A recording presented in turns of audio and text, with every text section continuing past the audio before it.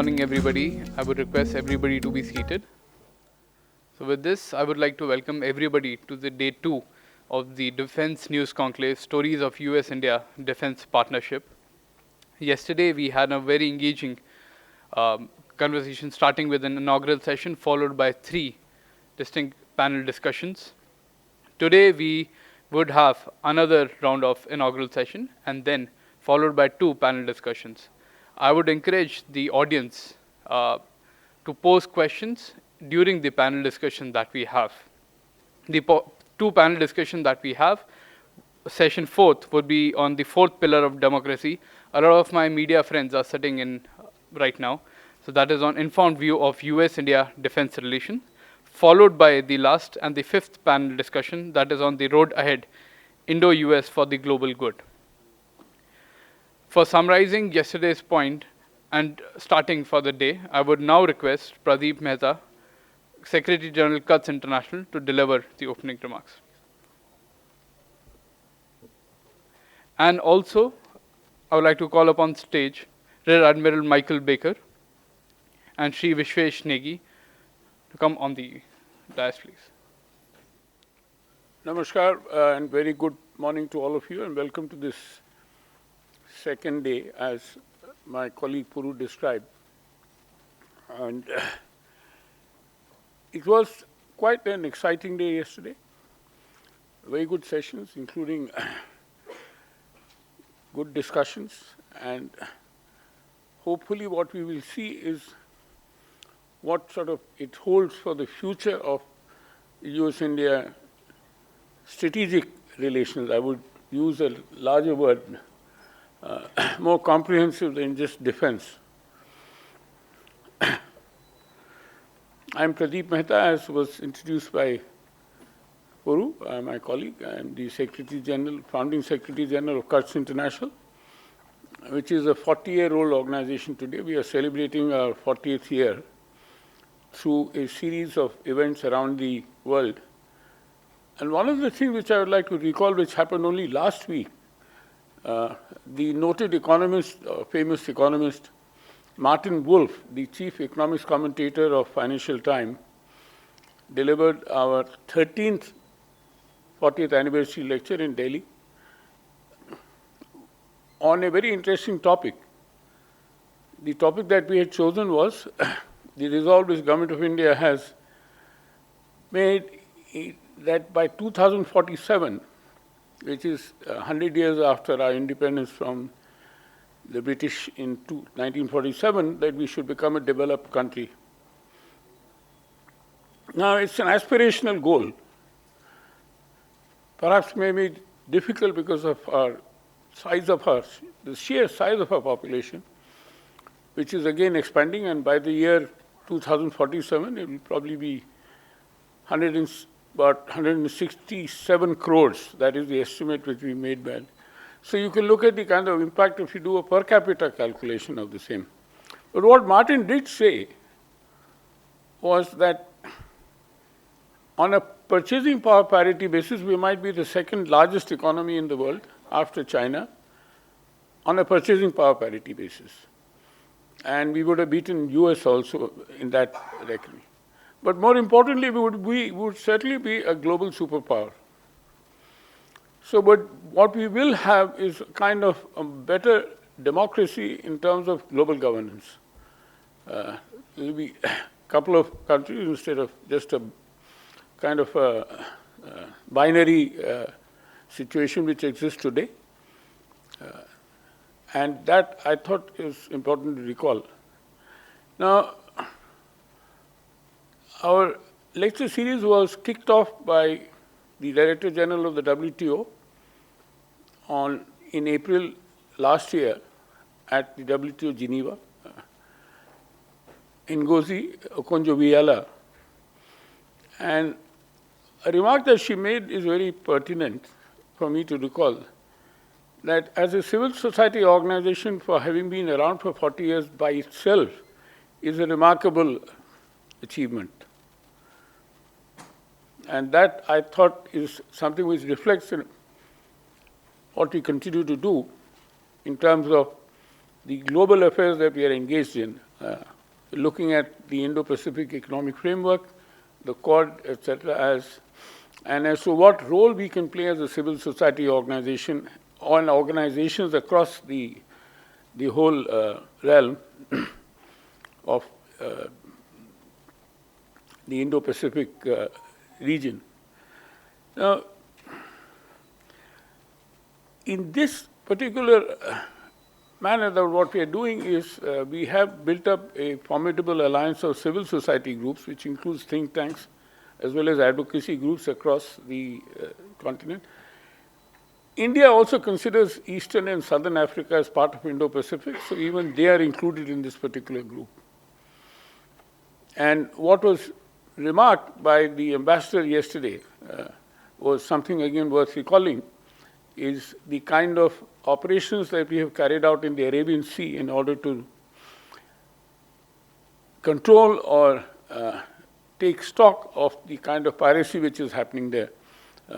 We have used our Navy, and effectively, and that is something which the ambassador yesterday remarked with compliments as something which we are doing as a part of our international obligations. Of course, it affects our trade routes, but it affects trade routes of many countries around the world, and not just India. Yesterday, as I said, we successfully concluded the first day of the conference, and my heartfelt gratitude to many of you who were here yesterday and spoke and interacted, as well as those who are not here in absentia, for their insightful discussions and contributions which are pivotal to the success of this event. We had the privilege of listening to some great insights into the various aspects of US-India defense and security partnership, where we discussed the historical shift and evolution of mutual strategic interest of the two countries, potential areas of growth, and the scope of bilateral partnership from sea to space, ocean diplomacy, with sustainable development and strategies to build a modern defense industrial ecosystem through the integration of micro and small and medium enterprises, which are the backbone of the economy in any country, including something which even was noted by the ambassador yesterday in his own speech. We also heard a very powerful speech by the ambassador, Eric Garcetti, who believed our relationship to be not a bet, but a commitment and friendship that is true, tried, and tested. He stated our partnership to not be a win or a lose or a zero-sum game, as it is all about trusting each other without the hope for return. He started off the first session by analyzing the historical shift and evolution of mutual strategic interest between the US and India. It emphasized the strategic imperatives of the US-India bilateral relations across multiple domains. General Anil Ahuja, who is here with us today as well, he highlighted the importance of technology as a strategic imperative for bilateral relations, moving just beyond technological advancements. Ashley Tellis from the Carnegie Endowment, Washington, a noted India scholar there.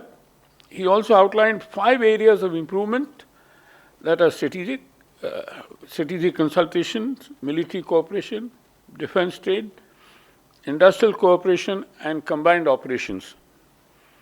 And finally, Captain Sarabjit Parmar, who emphasized the need to explore the possibility of underwater domain. Captain Parmar is also with us. The possibility of underwater domain awareness, not only in specific regions, but also exporting it to other countries. The next panel included Admiral Karambir Singh, Group Captain Ajay Lele, and General R.S. Yadav. They echoed the need for underwater domain awareness and potential alliances, which, while also advocating for co-production and co-development beyond transactional relationships. I think that's a very important point. We have to take the relationship beyond being just transactional. And that is an essence which was reflected, which was echoed very loudly by the ambassador in his speech. The session also explored the possibility of opening of space exploration to private entities in India, marking a significant step forward. The speakers shared their experiences in leading a private consulting firm, underscoring the importance of timely government orders for mission launches. The session was moderated by General Anil Kumar Bhatt, and it discussed the growing role of the private sector in space, emphasizing that despite advancements, India still lags behind the US. This is besides the fact that the mission that we sent to Mars costed less than the cost of producing a Hollywood film. That was a great achievement in any case. I don't know whether this was mentioned or not. General Bhatt highlighted that space is becoming increasingly congested and contested, with space tourism and assets becoming imminent realities. In this dimension, the former Chief of Air Staff, Chief Marshal Bhadoria, called for faster progress in technology, cyber security, and space capabilities. Group Captain Lele advocated for global collaboration in space infrastructure and policy framework. The panel discussed also highlighted the strategic challenges for smaller countries and governance issues in international waters. I think the advancement that India has already made in many of these areas is phenomenal. It may not be at the same level or the same caliber as what happens in the US, but then it is not something which has to be ignored or not underscored. We finally ended our first day with a session that discussed the strategies to build a modern defense industrial ecosystem, which are the essential pillars for building a roadmap for industrial collaboration. Here, a point which I made, which has been tweeted and LinkedIn also, is that this is something which the ambassador had a different view in terms of India's foreign policy, which is that of strategic autonomy. We are good friends with the US, we are not allies. At the same time, in the area of defense, while our cooperation is increasing, what we do think is important that the US has been sort of ratcheting up our status in so far as their own policies are concerned, that in the area of defense equipment production or co-production or co-development, the US should treat India as on the same level as that of a treaty ally. We may not be a treaty member, but it doesn't mean that we cannot be a treaty ally in terms of this. Already so much is happening. So there was also an issue discussed about the India-Russia relationship in this context. And what I did respond to, and that is something which was reflected in the news today, which was captured by many of the journalists who are here, is Russia is our all-weather friend and continues to remain an all-weather friend for times to come. And it doesn't mean that it is at the cost of our friendship with the US. We have our own strategic interests with Russia, particularly to deal with our common enemy, China, for example. Is one way that we think it is important that Russia acts as a counterweight to China within this geography as far as we are concerned. There is some impact of this which is evident from a lot of discussions which took place in Moscow on a recent, sorry, not Moscow, in Russia, on recent visit of Prime Minister Modi and Putin, and then Putin's visit to North Korea, for example. Now, all these have political significance in terms of how India's role is in this geopolitics and what would be the relationship between India and Russia in times to come. The last session of the day concluded with emphasis on emergence and development of the aero industry in India and emphasized on not just make in India, but also make for the world. I mean, that is a philosophy of the government of India and India as such, that make in India for the world, or make for the world. So it's not as if we are looking, there's a lot of people have misunderstood it to be another 1970s import substitution policy. It's not an import substitution policy. What has been misunderstood is what the Prime Minister called upon was particularly in the context of the reliance of the world on China for many of these inputs is that how do we create a more reliant India? To give you an example, that a lot of intermediate chemicals for our pharmaceuticals, what is called, what we call APIs, or active pharmaceutical ingredients, are being imported from China, for the simple reason that we used to make them ourselves at one time. But when we found that Chinese have become more competitive and better pricing, that we started importing from China. And there are many instances that I know of even consumer goods, which Indian manufacturers have stopped manufacturing and have started importing from China in their own brand name. To give you an example, Polar fans and many other equipment that I know. If you look at it, it's cheaper to import a branded good. You get it branded and sell it here. Now, the Chinese economy is, again, a very non-transparent economy. We have a high deficit with China for reasons that are not easy to understand. Their regulations are opaque, and they create non-tariff barriers for us to be not successful in exporting. So we are only able to export what is not something which hurts their economy. Commodities, for example, we are big exporters of iron ore to China, for example, and so are other countries. Now, iron ore doesn't, create any problems. But how do we ensure, and we are looking at the future, that a lot of spaces which China is going to vacate in times to come, and that is where India has an advantage to occupy it. I gave the example of a chat with the Swiss Economic Council I was having the other day.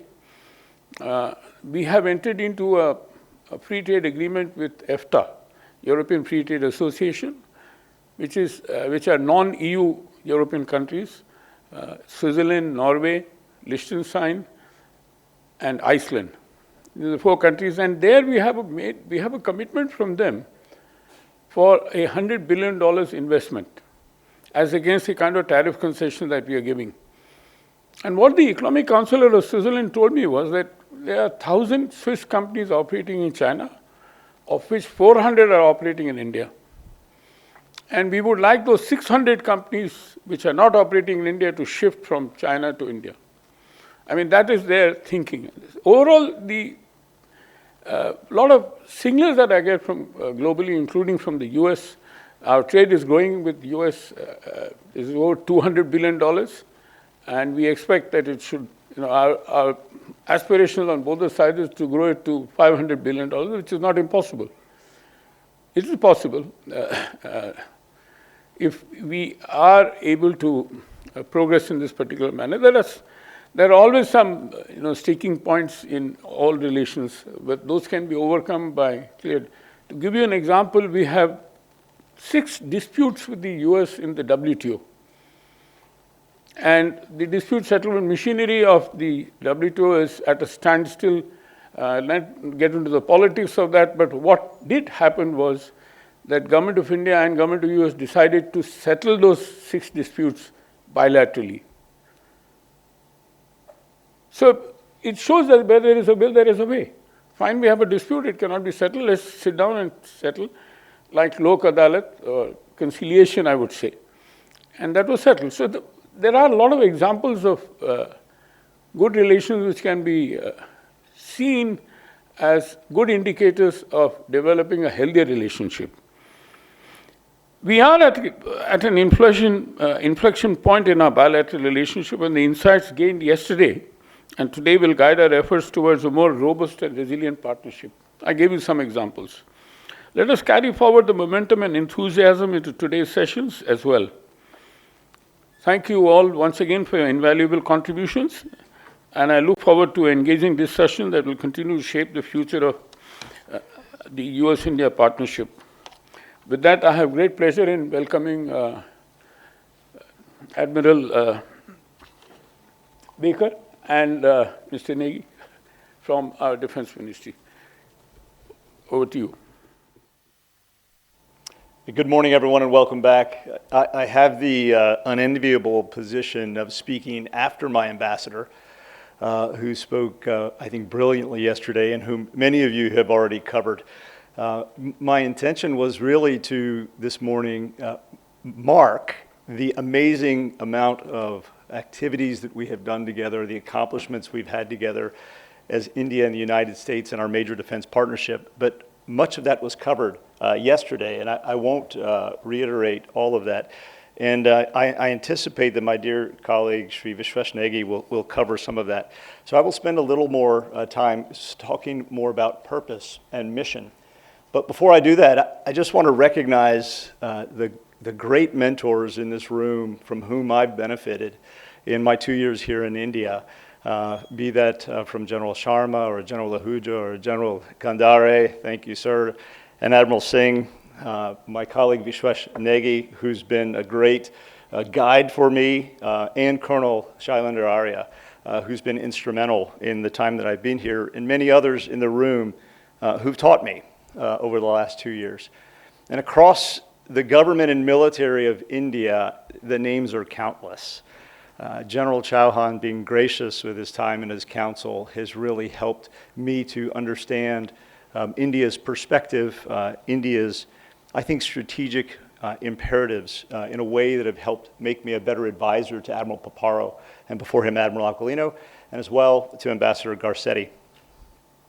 You know already the many, many things that we have done together, marked through our structure of a 2+2 ministerial dialogue that really sets high-level strategic goals, marked by the cooperation between our two national security advisors in the Initiative for Critical and Emerging Technology, marked by the agreements between our Minister of Defense and Secretary of Defense to build a defense industrial cooperation roadmap to guide both our governments and our industries and our strategists and our young, bright innovators, marked by the creation and the success, the rapid success of the India-U.S. defense acceleration ecosystem, INDUS-X, and marked by an ever-growing number of exercises, scope, breadth, complexity, and depth of those exercises. You all know them. We stand now also this year really witnessing this partnership accelerating through outer space, both in the defense sector, the scientific sector, and the commercial sector. And I think you will see that just mark even faster this year and the following years, especially as commercial and defense sectors intersect there in outer space.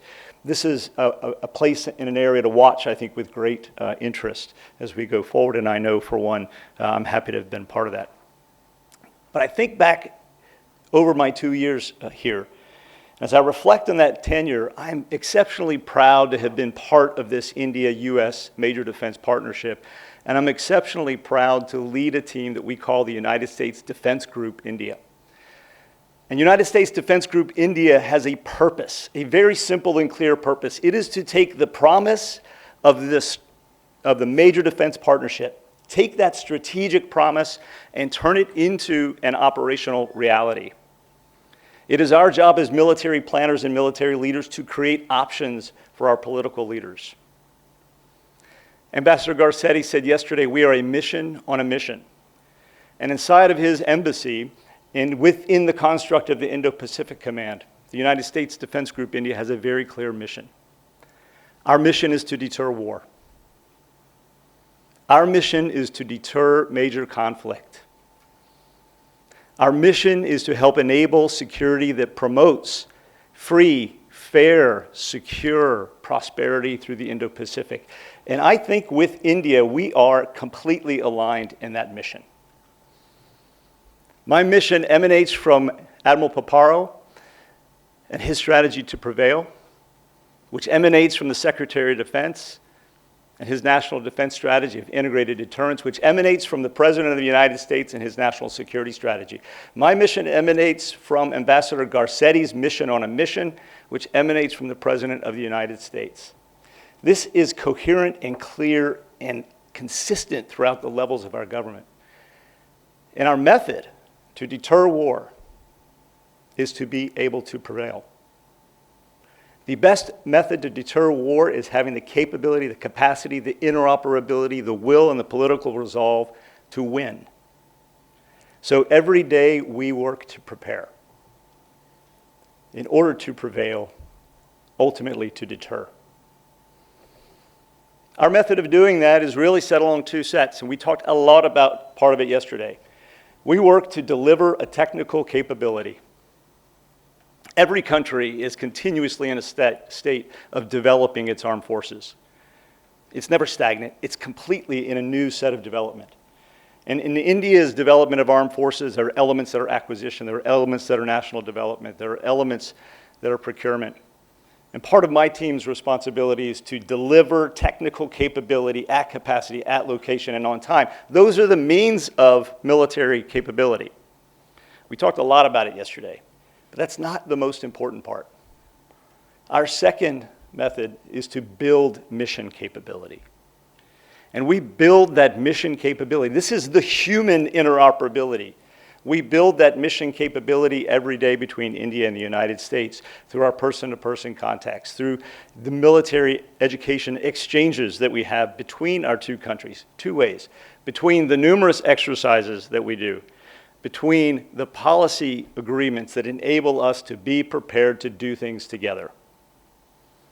At the end of that, delivering a technical capability and building a mission capability is 100% about creating options for our political leaders to be able to operate together in a meaningful way that will deter war. To operate together in a meaningful way that will enable and ensure security to provide a free and open Indo-Pacific.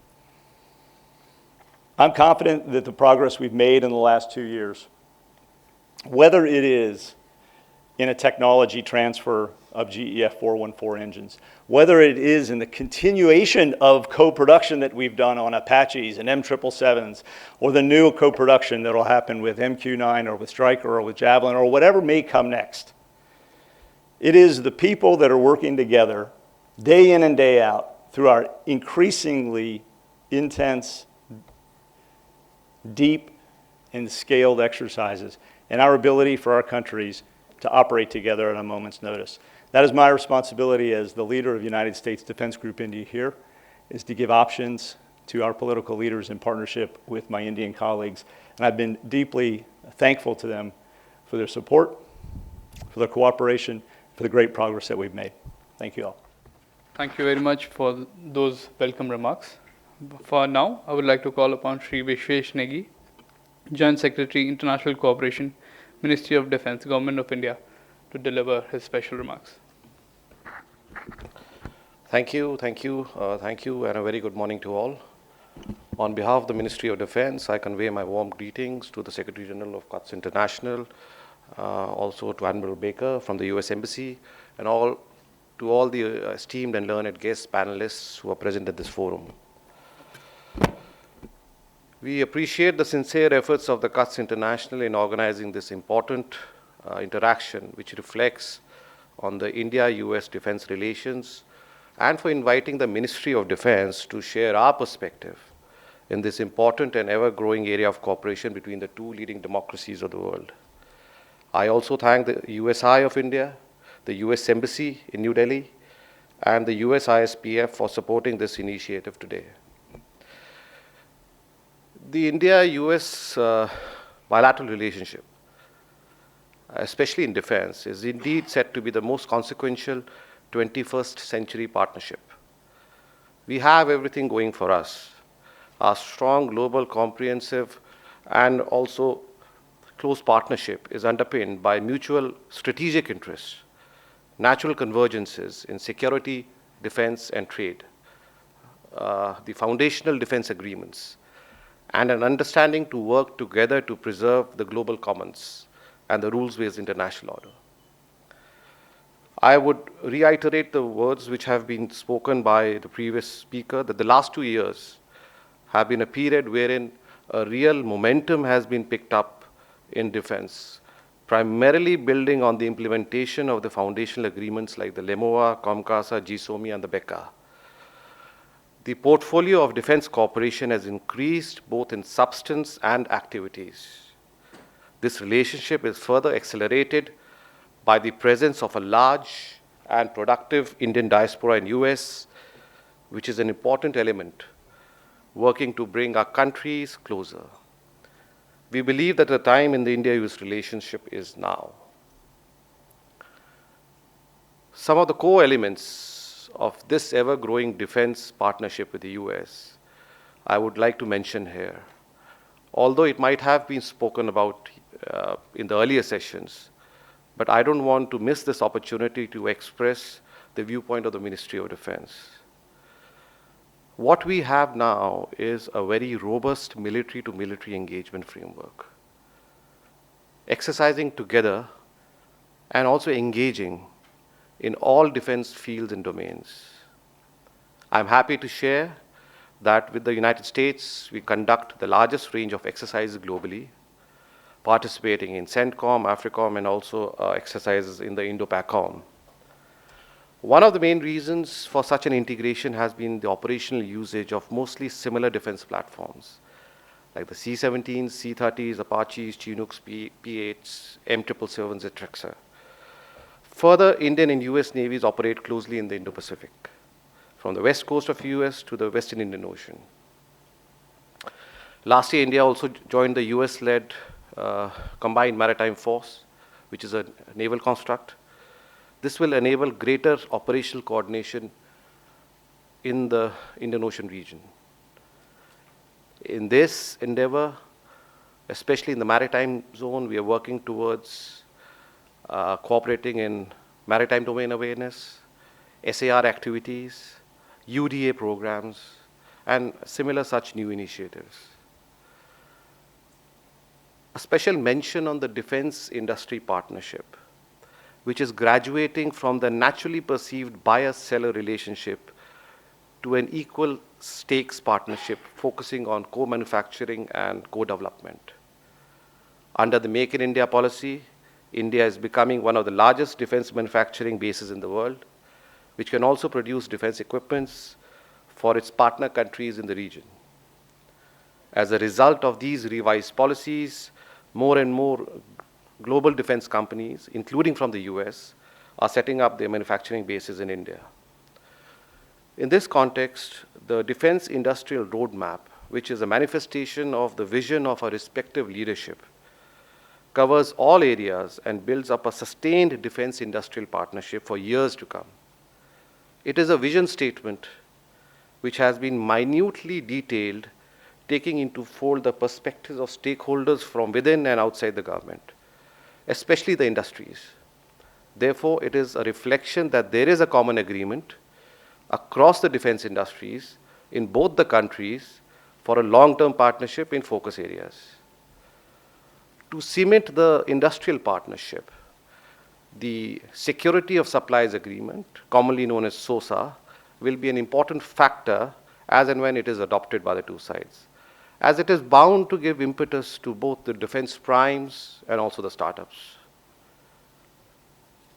India is also emerging as the supply and maintenance hub for partner countries like the United States in the Indian Ocean region.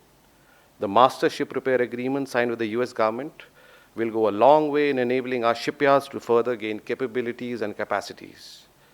Similarly, in the air domain, the usage of similar assets is leading to creation of engine and component MROs in India by the US OEMs. We had launched the India-U.S. Defense Acceleration Ecosystem, INDUSEX, in 2023. It has been a huge success. Indian and US startups are working together on multiple joint challenges. The INDUSEX facilitates partnership among Indian and US defense companies of all sizes, incubators and accelerators, investors and universities, with the support of the Indian and the US government. Other exciting areas include niche initiatives like defense cooperation in space, artificial intelligence, and cyber.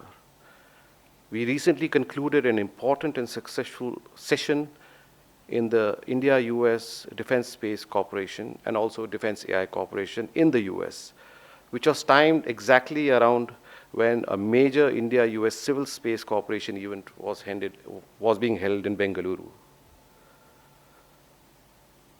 Apart from the positives, equally important are certain areas wherein both the governments still need to work. Primarily getting more of our defense industries primes together for co-development, in which a government is very keen to engage and create a G2B forum where government could provide the necessary ecosystem for the major defense industries to interact and network. Something similar to a kind of ecosystem we have created for the startups. And also to build a stable chain of supplies. At the same time, we need to work on removing various regulatory barriers and minimizing export controls, including ITR. What do we have in store in the next few months? We have a new government in place. What we are looking at, of course, there would be a summit-level meeting between the two leaders of the countries, which would further reinforce the ongoing projects and would pave the way for providing guidance and vision for the next set of defense targets. We have the 2+2 ministerial meeting, which is supposed to be held in the latter half of this year, which would work in terms of taking a feedback from the innumerable working groups we have created across various domains. And also, in the lead up to the 2+2, we have, as I said, working groups, we have the staff talks. So they would all contribute to quite a comprehensive portfolio of activities we intend to engage in to further solidify the close defense engagement we have with the United States. So finally, I would like to conclude by saying that India and US are natural partners in the 21st century and beyond, and have common interests and concerns. This partnership, with a robust defense and security focus, shall go a long way in promoting regional stability and ensuring common prosperity for India and the US. Thank you to you all. Thank you. A round loud of applause, please. I hope everybody had a good breakfast this morning. Thank you. With this, we'll present the token of appreciation.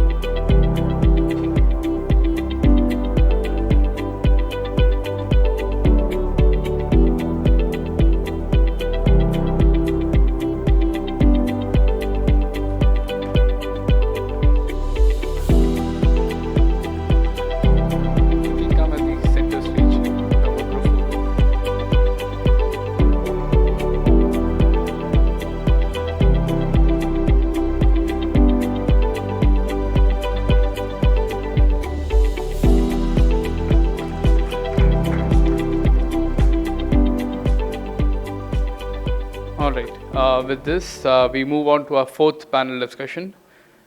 Most of the audience has been waiting for this one, as that deals with their day-to-day lives.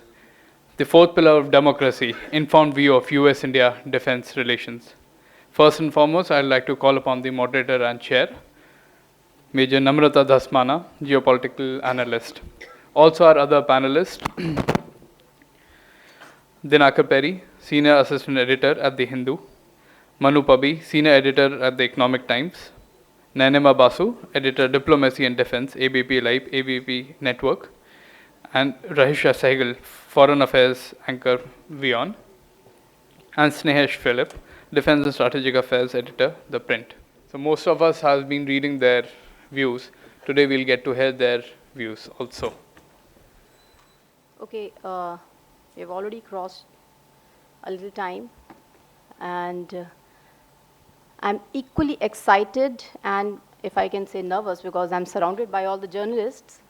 These are the people who keep interviewing us. Today I have the opportunity to interview them and to keep asking questions. And of course, then the panel will be open to all our esteemed audiences to ask. Good morning and Jai Hind to all the esteemed audiences who's present here. I'm Major Namrata Dhasmana, international relations expert and an entrepreneur. I can say a rising entrepreneur. A bit about myself. I gave my 15 years of my military service to serve Indian Army. It was a slow and deliberate transition to corporate where I take flavor of various diversified industries of manufacturing, ITS, BFSI. I'm an alumni of Indian Institute of Management, Lucknow, where I did my strategic management, and I touched manufacturing sector to boost the Made in India and other strategic aspects of manufacturing sector by aligning them with the strategic aspects of industry. I've also done my research on governance and entrepreneurship and strategic importance of microeconomics in India with BRICS Research Institute, which is in South Africa, the Urban University of Technology. And my third work is on drug trafficking to human trafficking, which is almost ready and just looking for some more vital inputs. I'm also an empaneled independent director in Ministry of Corporate Affairs. I have been told to touch certain aspects of Indian Ocean and African work, which has been done in consultation with both India and US, which I'll be touching deliberately. It's a pleasure to moderate the most interesting yet relevant session on the fourth pillar of democracy, the informed view of US-India defense relations. When we touch upon the Indian Ocean, which is a region with strategic importance since 1950s, the increasing focus on the world in this region encourages a deeper India-US partnership. India-US partnership plays an important role as a regional stakeholders in collective issues, from trade and economic cooperation to security considerations. The Indian Ocean is being driven by the region's geoeconomics and evolving demographies, and hence this partnership plays a pivotal role in asserting the importance of EEZ. Also, the midpoints of both the nations, the outposts of both the nations in the midway should also be focused to mitigate any kind of security challenges. With all these kinds of strategic developments, it is yet important to also touch on the fourth pillar of democracy, which is there to set the narrative. And that is having the correct information about the developments of this partnership. I'll touch one quotation said by Mr. Mohandas Karamchand Gandhi. The superficiality, the one-sidedness, the inaccuracy, often even the dishonesty that has crept in modern journalism, not to take offense, please, continuously mislead honest people who want to see nothing but justice done. We are fortunate enough to have with us a panel of distinguished experts who will share their insights on various aspects of this pillar, enhancing the India-US partnerships. Let me briefly touch the distinguished profile of my panel here. Dinkar Perry is Senior Assistant Editor of Hindu. He's a defense correspondent at the Hindu newspaper, actively covering defense and strategic affairs for one of India's leading national dailies. Before journalism, he was an associate fellow at the Center of Land Warfare Studies, CLAWS, which is an autonomous think tank of Indian Army, and on special projects with St. George's. He holds 2 degrees and MBA in business sustainability and MSc in biotechnology. He has been a biology researcher and worked at the Indian Institute of Chemical Technology, Hyderabad, and the Tata Institute of Fundamental Research, Mumbai. We also have Manu Pabi, who's a senior editor, Economic Times. He has been writing on defense and strategic affairs since 2005. Expertise in defense affairs, terrorism, and security, the strategic environment around India, and other issues of national interest. His particular focus on the defense industry and military economy. Assignments include reporting from Siachen Glacier to multi-nation war games in the Indian and Pacific Ocean, Jammu and Kashmir, and even India's northeast, and reporting from across the globe, including Afghanistan, Egypt, and the neighborhood. He has been twicely awarded the Ramanand Goenka Award for Excellence in Journalism, the CK International Award for Excellence in Print Journalism, and the Press Council of India National Award for Excellence in Investigative Journalism. We also have Nayanama Basu, who's a Diplomacy and Defense in ABP Live, ABP Network. She's a New Delhi-based journalist for over 20 years. She has been covering foreign policy and strategic affairs for various publications. She's presently the diplomacy editor for the print and has written extensively on the subject of Indo-Pacific. She recently covered the return of Taliban in Afghanistan. We also have Rahesha Sehgal, who's a foreign affairs anchor, WION. She's a very talented New Delhi-based journalist. She's presently working at WION News. She has completed her studies from DR College, North Campus, and the Asian College of Journalism, Chennai. She is a skilled news anchor with a keen interest in strategic and defense issues. We also have here Snehesh Alex Philip, who's a defense and strategic affairs editor in print.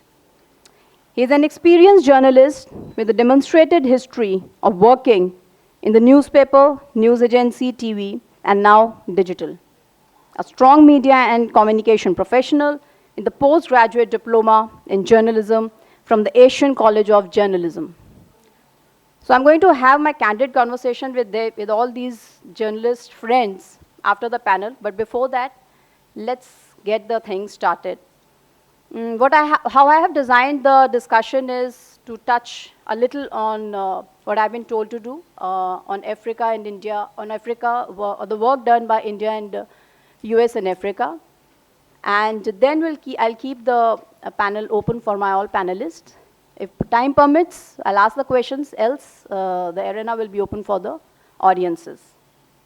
So we've spoken and heard about the work done in Africa and to put the perspectives in right, to increase the security measures in the maritime domain, especially in the region of the Horn of Africa. Different naval forces in the Indo-Pacific joined hands to seek cooperation with various international organizations and regional partners.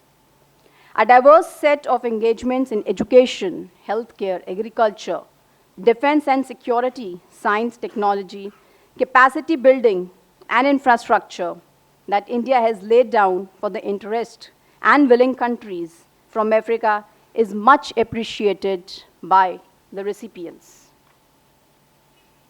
India-U.S. strategic dialogue also facilitates the exchange of ideas and explore avenues for developing institutions, technical and bilateral synergies between India and the US and Africa.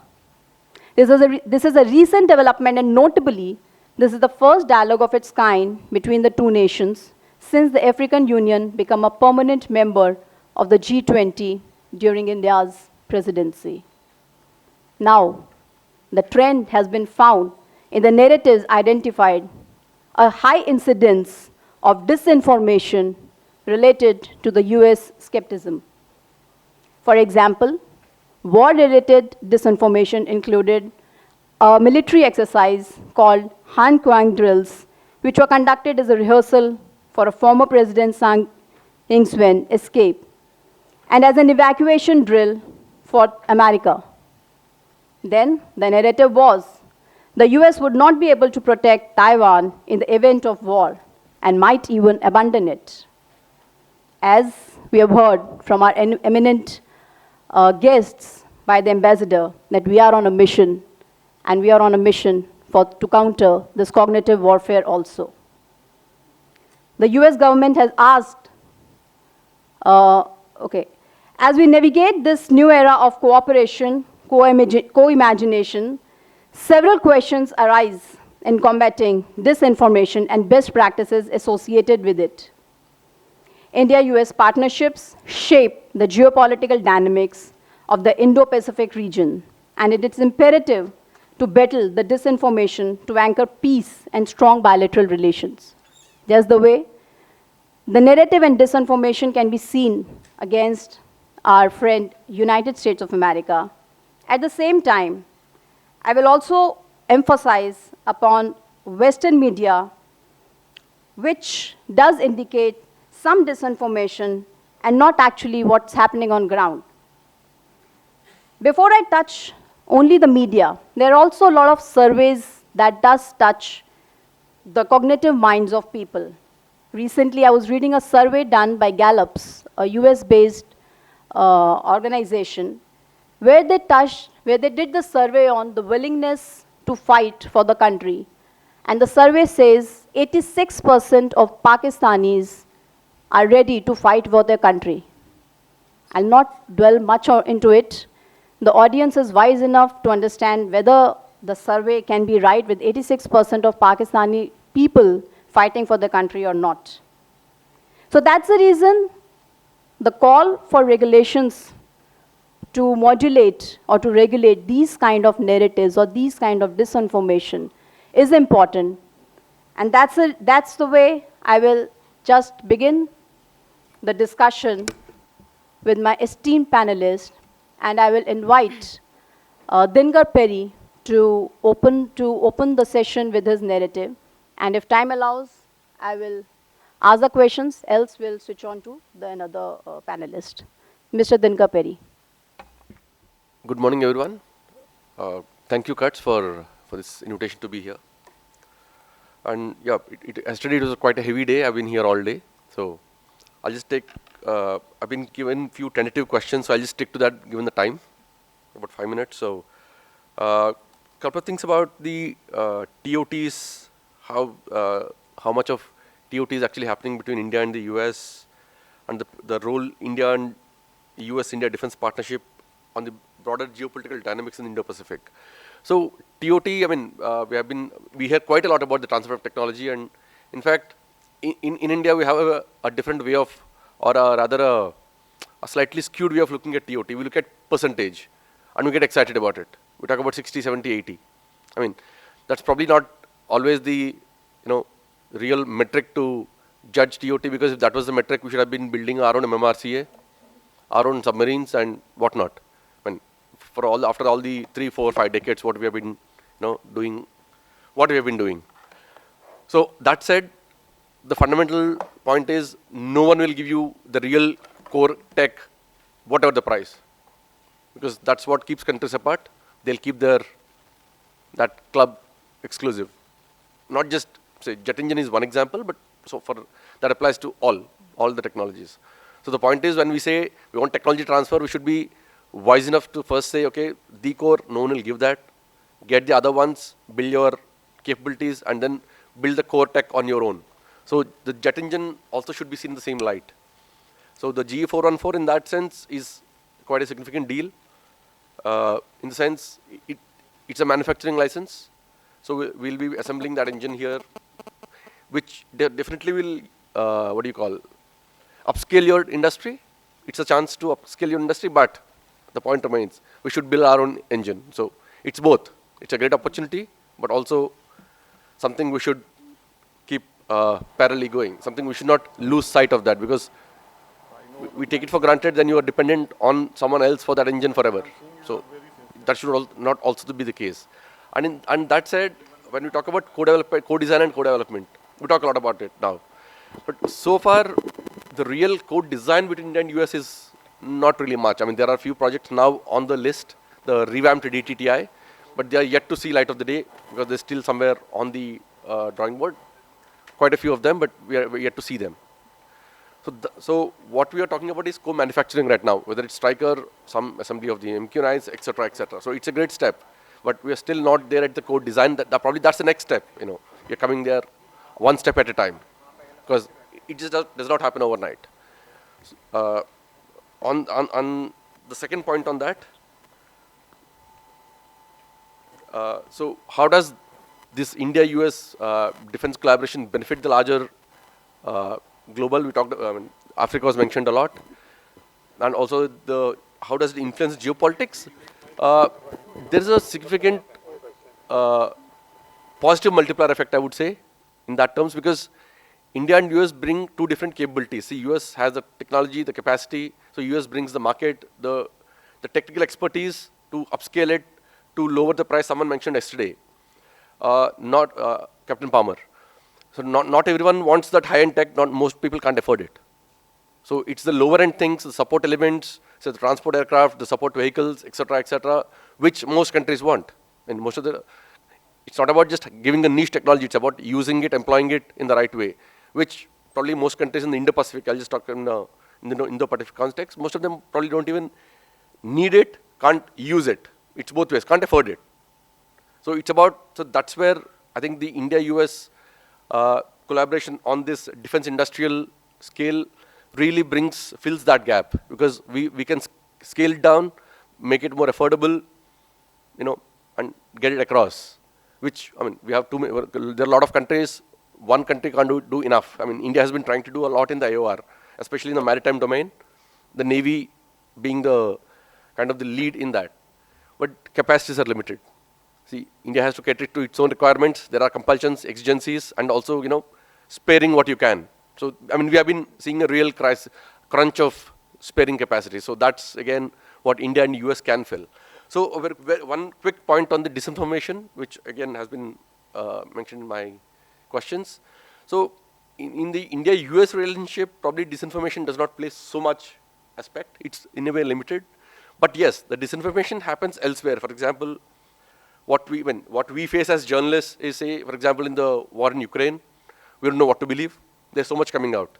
Many times we are actually struggling to figure out what is right, what is not. And so is in Israel and Gaza now. So much coming out, we kind of try to figure out. In a classic India-US context, probably in the relationship perspective, not so much. But yes, as two independent media, I think we are doing a good job, I would say, on that. I'll stop there.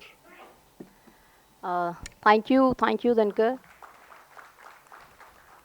I'll quickly touch upon certain aspects of TOT. We have spoken and discussed a lot on TOT, and very interestingly, we also touched upon the aspect of divergence and convergence yesterday. And yes, when we talk about TOT, it is actually both ways, and the partnership is important for both the nations to take things ahead at a global level. The few things are manufactured here, keeping in to consideration the global interests of other nations as well, and certain aspects of technology we always look forward from our partner countries. The aspect of disinformation has been touched very quickly and diplomatically by my friend Dinkar. I really cannot combat on it from the journalist, but I'll just request Manu to touch upon his points, and then if time permits, we'll take things ahead. Thank you. Thank you so much. I'll be very brief, and I want to talk to you in very practical terms, not theoretical terms. I want to talk to you about disinformation, how it will impact us, India, US, what we can do about it, and what other things to watch out for in the coming days. And this is my perspective. I don't have any inside information. This is my experience as a journalist for the past 20 years, seeing how things work out and reading up on what's happening. We all know what disinformation is, right? It is actions by a third party, by a state or non-state actor to achieve their goals through the information warfare means. I think in the India-US context, the biggest problem you're going to see is there's going to be a question on the India-US partnership, on how deep is it? Is it really good? Is there really technology transfer? Are we really as close as we claim to be? And the two main actors in this, of course, are going to be Pakistan and China. They're the ones who are going to work out to create those fissures to make them visible. But the disinformation itself, from what I'm seeing, will not come directly from Chinese or Pakistani sources. It's going to come from the European side. We've seen a lot of articles being planted in Europe questioning the partnership in different forms. It questions the ability of American systems in service with the Indian armed forces, whether they are good, whether the MQ-9s are getting shot down all over the place. same thing that we faced when we exported stuff to Armenia. There were reports all over the time saying that our equipment there was failing, it's not good. So these are the kind of examples that we're going to be seeing coming up very much prominently in the future. It's also going to be disinformation aspects on the Quad and our partnership with other like-minded nations. They're going to try to create divergences in our views on things. The more we move away from Russia as a partner, and Russia has not been a very reliable partner, unfortunately, when it comes to military technology, because their technology is failing, they are behind the world, and the Chinese, frankly, are doing better than them. So we will see more disinformation coming from the Russian side. And I can tell you, like, from very practical example, what will this disinformation target? The ambassador yesterday talked about strategic autonomy and it's not being real. Now that for India is a really, touchy topic, and this is a topic which I'm sure that our adversaries, the Chinese, the Pakistanis, and maybe others, will use to emphasize that, oh, India or Russia can also use that. India and US are getting so close, but if India gets close to the US, there will be no strategic autonomy. This is how disinformation is utilized, and I see that coming together. Countering this will require a lot of credibility building for the media and the government. It will come as a very big shock to everyone in the room, but governments lie. They lie all the time. Indian government, the US government, there is no dearth of lying, half-truths, mistruths. And jobs of people like us in the room, most of us are journalists here, is to expose them, is to write the right thing, is to work together. And I think that's why Indian and US journalists can work together, and not just them. Indian journalists in the room, they can all work together to figure out, okay, this information is out there and it's maybe government planted, but is it true? And we have seen examples in the US media how it's done. Very famously, they exposed the entire WMD drama in Iraq. That was a US media which exposed that the war done was wrong. It was on the wrong basis. And I think we need to work together to ensure, the Indian and the US media have to work together to ensure that certain things which are coming out, is there tech transfer really? Are there restrictions on use of equipment? Are there things that have been said by the governments but are not true? I think we need to work together on that. And I mean, the simple thing is India and the US common traits are democracy and a relatively free media. And I think those are our biggest strengths, and we need to solidify them further and work together. Thank you. Very comprehensively covered by Manu about the soldiering that the journalists have to do. I cannot omit this word soldiering since I am a soldier and a lot of soldiers are here. Touching the aspect of disinformation, I mean, yes, it's a cognitive warfare, as I was touching about how disinformation has adversely affected, US as well. There are things like the US would not be able to protect Taiwan in the event of war and might even abandon it. And the US government had asked Taiwan National Defense Medical Center to develop biological weapons. In addition, disinformation was also spread in connection with social problems in Taiwan, such as falsification of US pork as domestic pork, and that US pork contains the ractopamine, an animal breeding additive that exceeds the standard value. So now these are the kind of narratives when set, definitely it plays an important role, not just in the partnership, but even at the global arena, where we are there to set the narratives. And I mean, media is an influencer. When narrative is set, people do get influenced. So I would like to request Nayanima Basu to just touch briefly upon her views and just enlighten us with her things. Thank you. Thank you. Thanks a lot. Just a small correction. I'm with ABP Live, ABP Network, covering foreign policy and defense for them.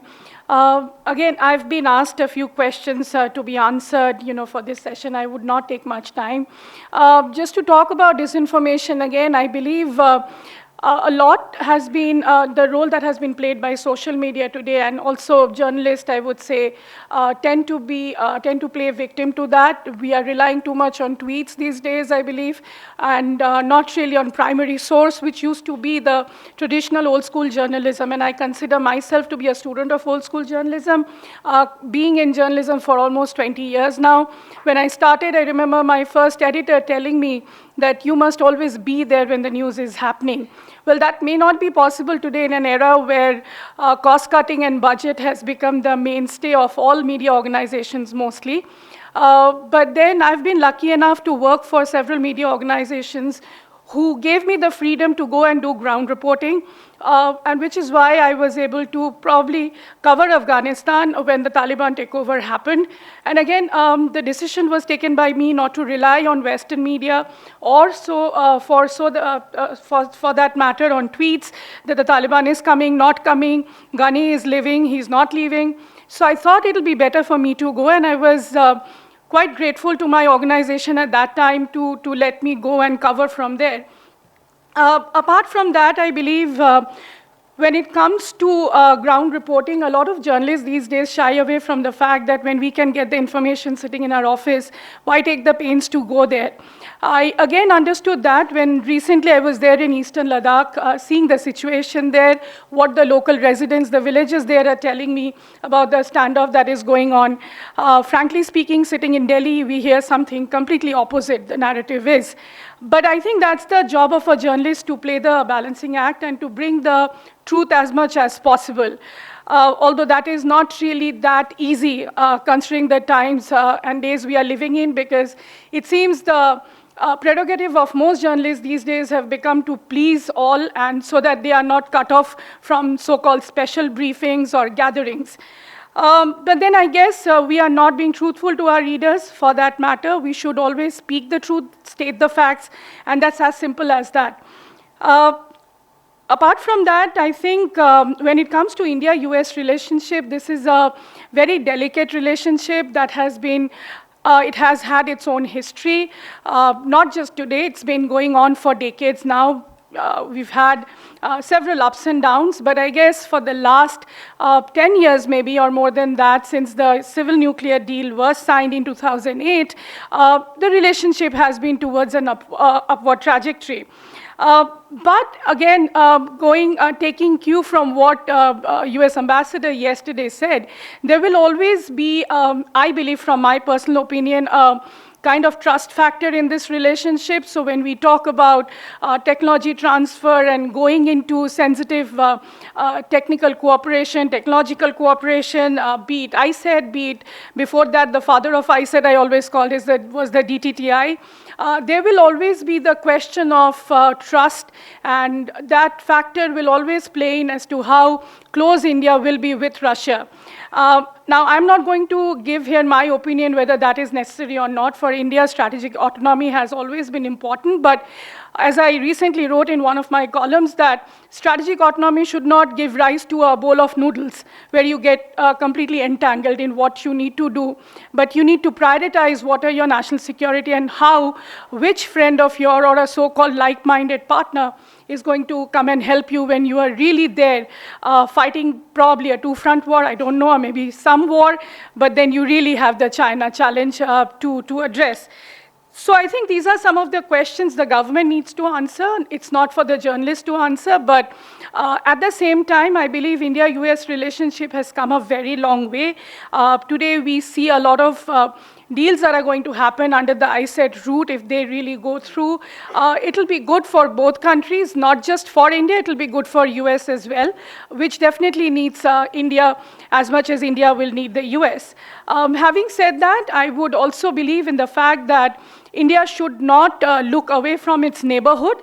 I've always, in my writings, through my whatever contribution I can do in terms of my journalism, is the fact that you need to talk to everyone, even if it is Pakistan. I know a lot of you will not agree to me, and I think I'm a a permanent victim of troll for saying this, but I will continue to say this, that you need to have a conversation.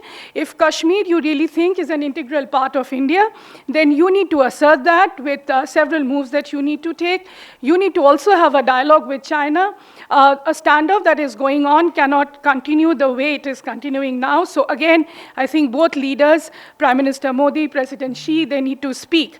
Dialogue is the only way I think you can solve certain issues. Yes, if you really are so keen to go for a war, then I have nothing to say.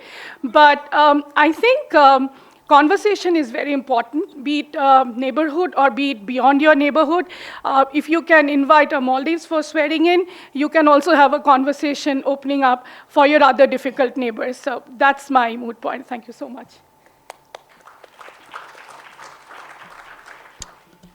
Thank you. Quickly, I will just touch upon certain things what my friend Nainima has mentioned about the grounds journaling. I mean, we have learned about ground soldiering. Things are absolutely different when we move out from our comfort zones, and that's what perhaps is maybe I can say the missing element in journalism. Yes, many of my tweets are also taken, and I don't even come to know that they get converted into articles. So yes, that's perfectly the way the modern journalism is now taking a shape. But then when we talk about kalam, when we talk about pen is mightier than sword.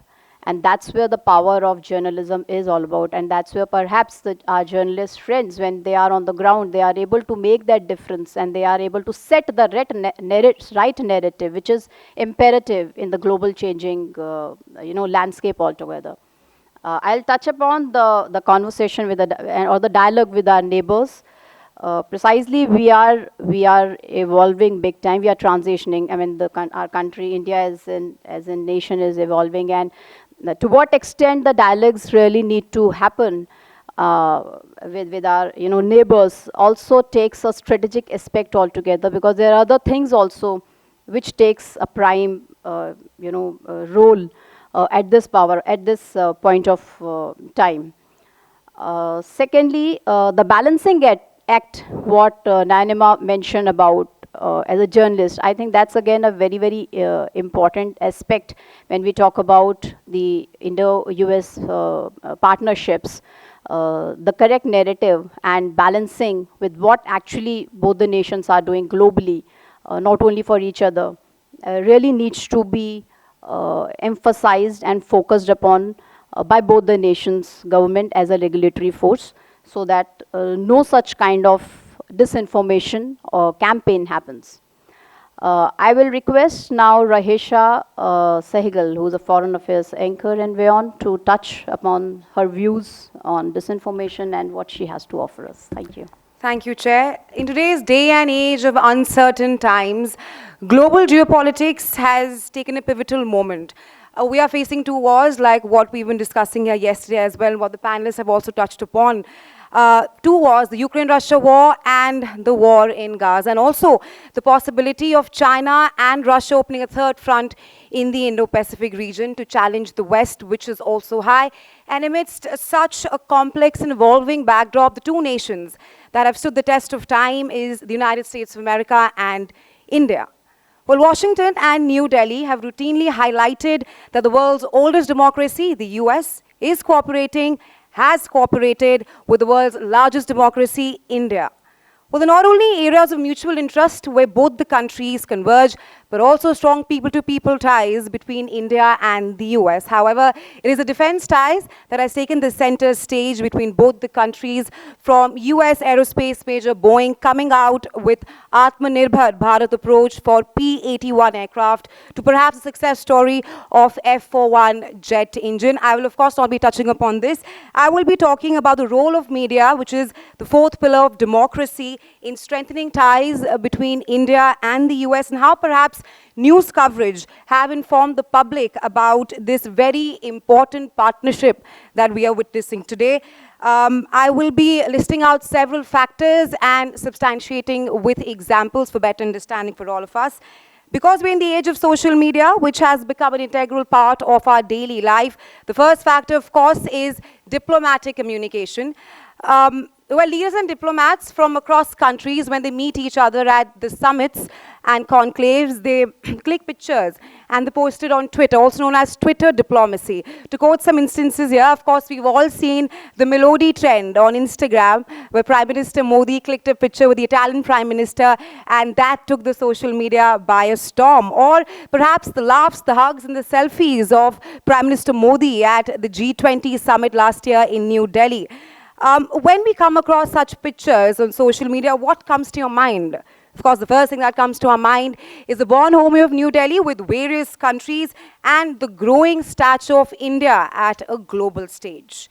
The second factor is the role of media in forming public perception. We've seen how social media went gaga over Prime Minister Modi's 3-day state visit to the US. I myself remember covering Prime Minister Modi's 3-day state visit on air, and we were covering minute by minute schedule of the Prime Minister, from the red carpet being rolled out to the historic address to the US Congress by Prime Minister Modi. The Indian media did cover minute by minute details of the Prime Minister's state visit.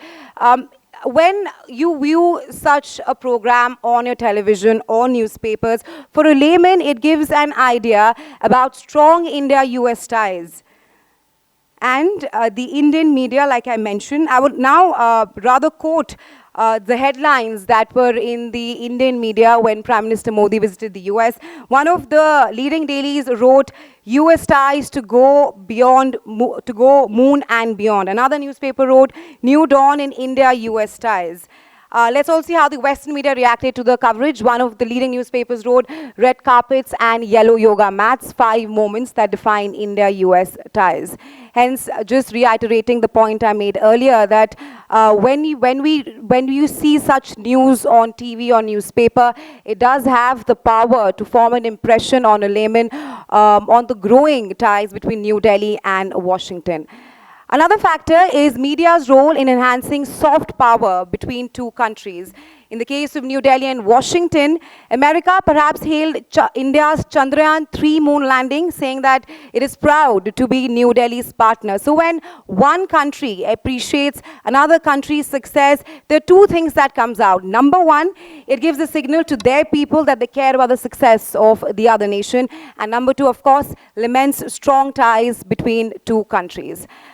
Well, ties between 2 countries, 2 big powerhouses, cannot always be smooth. Sometimes there are hiccups and misunderstandings. And let's tell you how media here plays a crucial role. It's called crisis communication, where media provides a platform to air concerns and perhaps a path for quick diplomatic messaging. And I have a recent example to quote here. When Prime Minister Modi visited Moscow, of course, the US had its concerns. Matthew Miller, the US Secretary spokesperson, gave out a press conference, and he said that Washington is concerned with New Delhi's closeness to Moscow. Not only that, they also applauded Prime Minister Modi's role going forward in bringing peace and progress in the Ukraine-Russia conflict. So in such a scenario, media does play a crucial role for one country to publicly come out and air its concerns. Coming to the second aspect of my speech, where I'll be covering about disinformation and misinformation. We've of course read a lot about with social media's growth these days. Social media is also double-edged sword. While information is just a click away, there are also chances of breeding ground of misinformation and disinformation. And recent data shows that India is the most frequently selected as the #1 risk when it comes to misinformation and disinformation.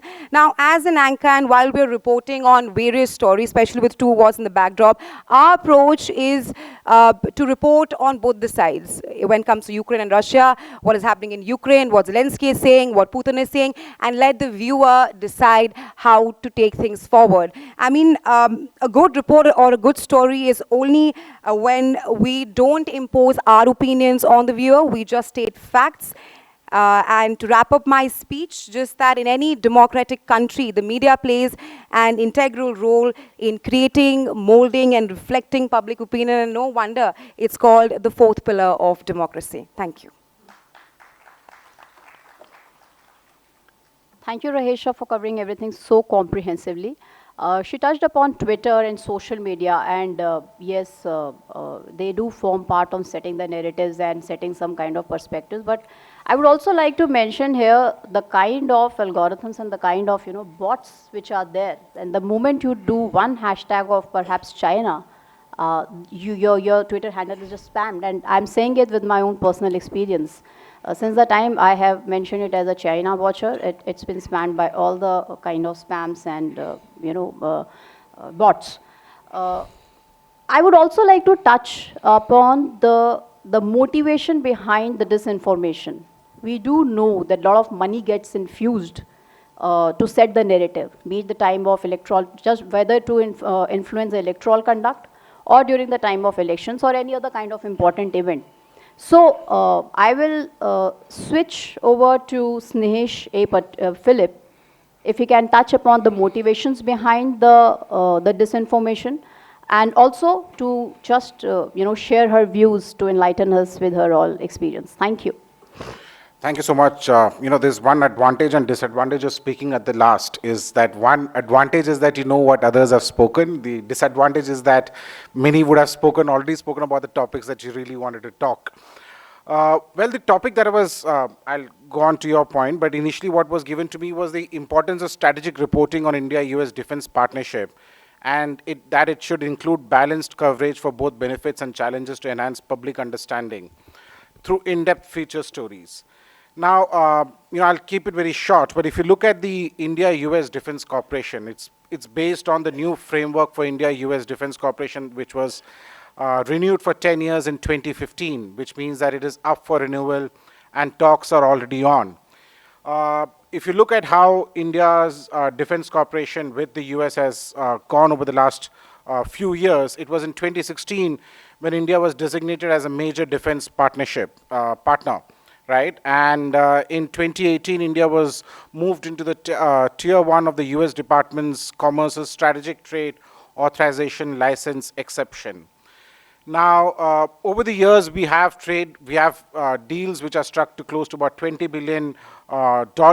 Major U.S. platforms in use include the C-130J, the Apaches, the Chinooks, the M60 Romeos, and the P-8I-2. Along with it, now both the countries have also started, joint dialogue mechanisms, defense production and procurement group, and multiple other things, besides, of course, signing the three foundational agreements. Now we have the ISET. Both countries are discussing key projects, including, the GE Jet Technology Collaboration, Striker, which is something which would be there, and of course, Javelin. Manu initially mentioned about the fact that there is no, or Dinkar mentioned about the fact that there is no joint design phase that is happening, but I think one of the big projects that could have been pursued under the ISET, which has now been rejected, is the M777 extended range. It was a new version that was offered on the ISET. For some reason, the Indian Army didn't want to go in for that, but that would have meant a genuine code design and code development phase that would have happened. So you can see that a lot is happening between the India and US when it comes to defense, but what is missing is in-depth features, in-depth understanding of what really is happening. We still focus, and when I say we, I don't mean just the journalist as whole, but even, policymakers, we still focus on deals and agreements, but not on the strategic growth that is happening between the two countries. The perception, sadly so, is that the India-US relationship is still very transactional, right? We are looking at specific technology, specific systems. The US, it is felt not just by Indians, but many, that the US is looking at India as a counterbalance to China. So it still continues to be a very transactional kind of a relationship. And I keep saying this, that no matter how much we may buy, talk, cooperate, the fact is that there is a trust deficit on the Indian side when it comes to the US. And I would say rightly so, the trust deficit, right? Given the history that has happened between the two countries, right from the time that we got, right from its cooperation with Pakistan, the 71 war. So there's a history to it, and there's a trust deficit. But there are a lot of things that happen away from the limelight. For example, when the Ladakh conflict started, the US came in with a huge help in terms of the satellite imagery, which gave us live location, live feed of what the Chinese were up to. It also, gave the Indian Army the high altitude clothing. Now, this is something, a lot is happening there. But Delhi is shy about talking about this. The US also doesn't talk about this, and they have their own reasons why they don't want to project the cooperation that is happening. But as I said, the trust deficit. But why is that so? It's because the lack of information flow, right? Because of the lack of information flow, there is no in-depth understanding of what really is happening between the two sides in terms of the strategic the growth that is there. Now, for example, yesterday you had the US ambassador here saying some strong comments about nothing being like a strategic autonomy in conflicts. But then, you had in the morning, the former Army Chief General Naravne tweeted asking whose conflict is the US ambassador really talking about. So which also means that friction there. And because of this friction, I think what happens is that normally the remarks for the ambassador would have been taken as a feedback mechanism, but now would be seen as more of a criticism rather than as a feedback mechanism.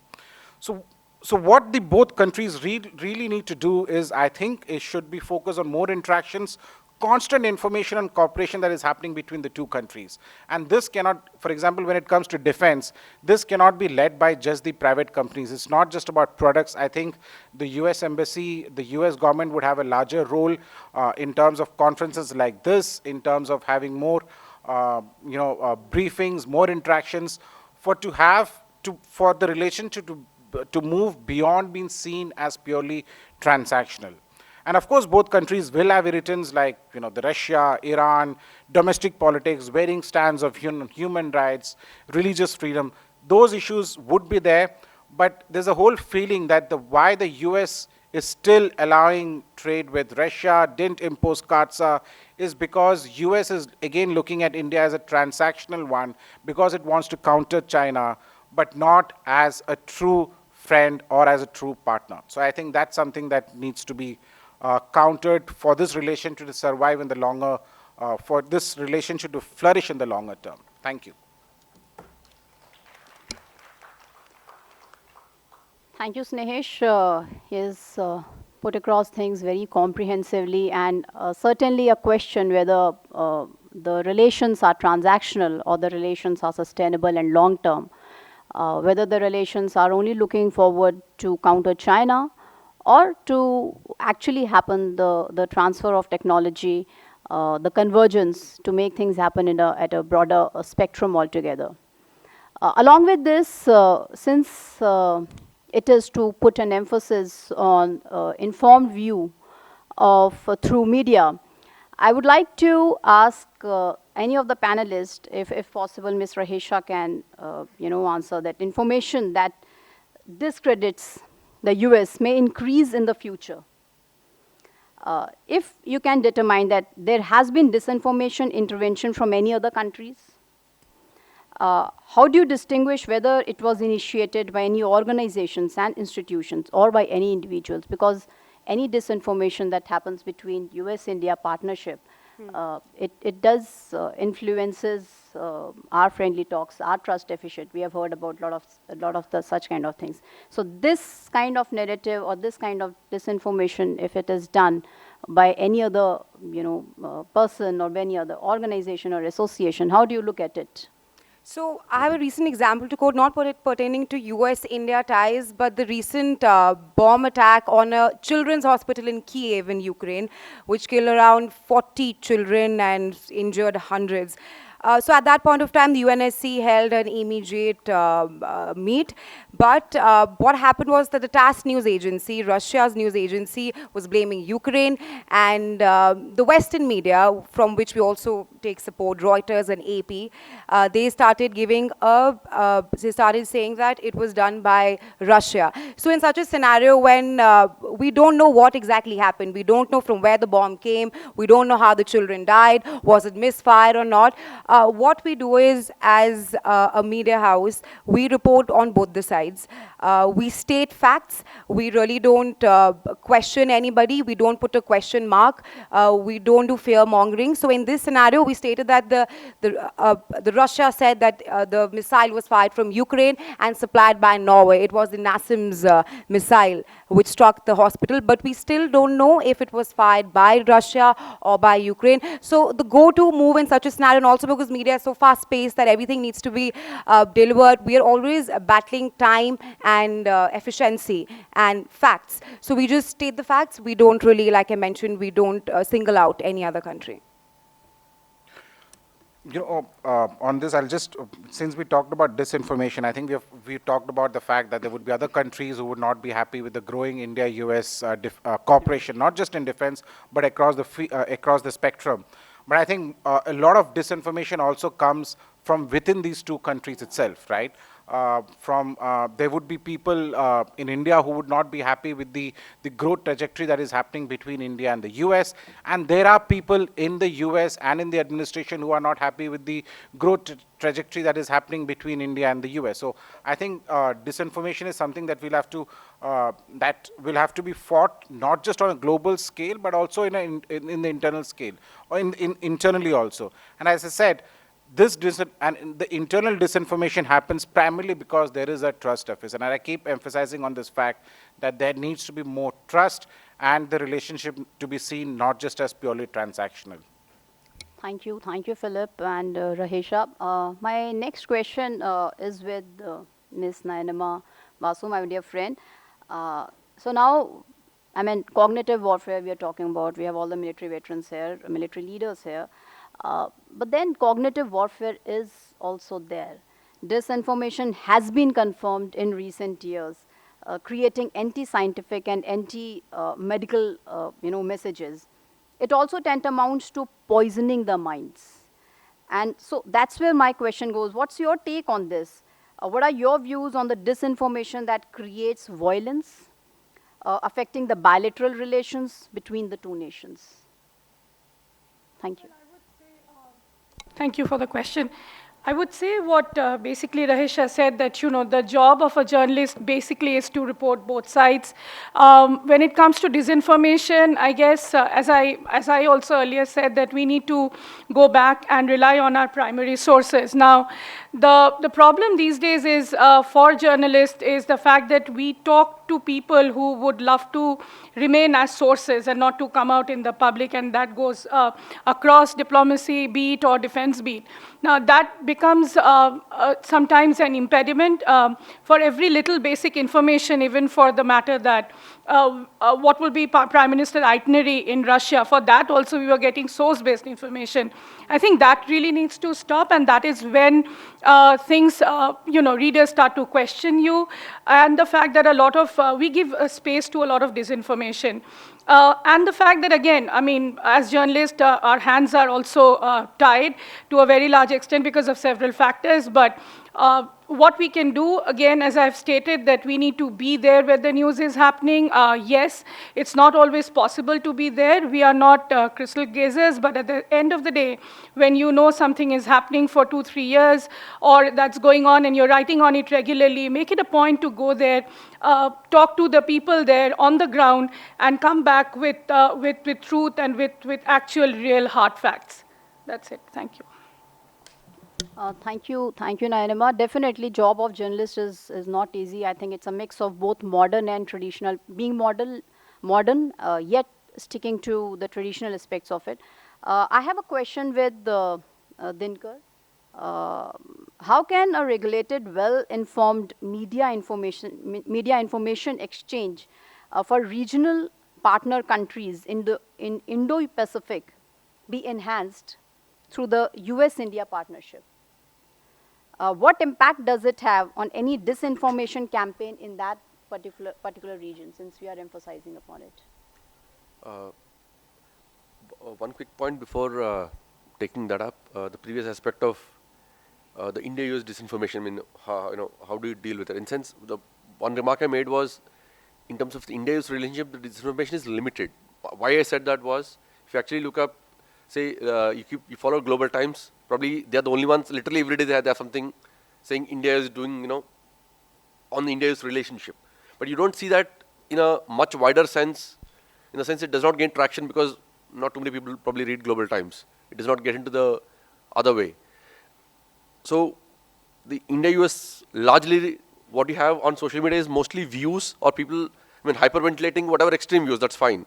So the disinformation is in that sense limited as of now, and it definitely will grow, as to take forward Manu's point.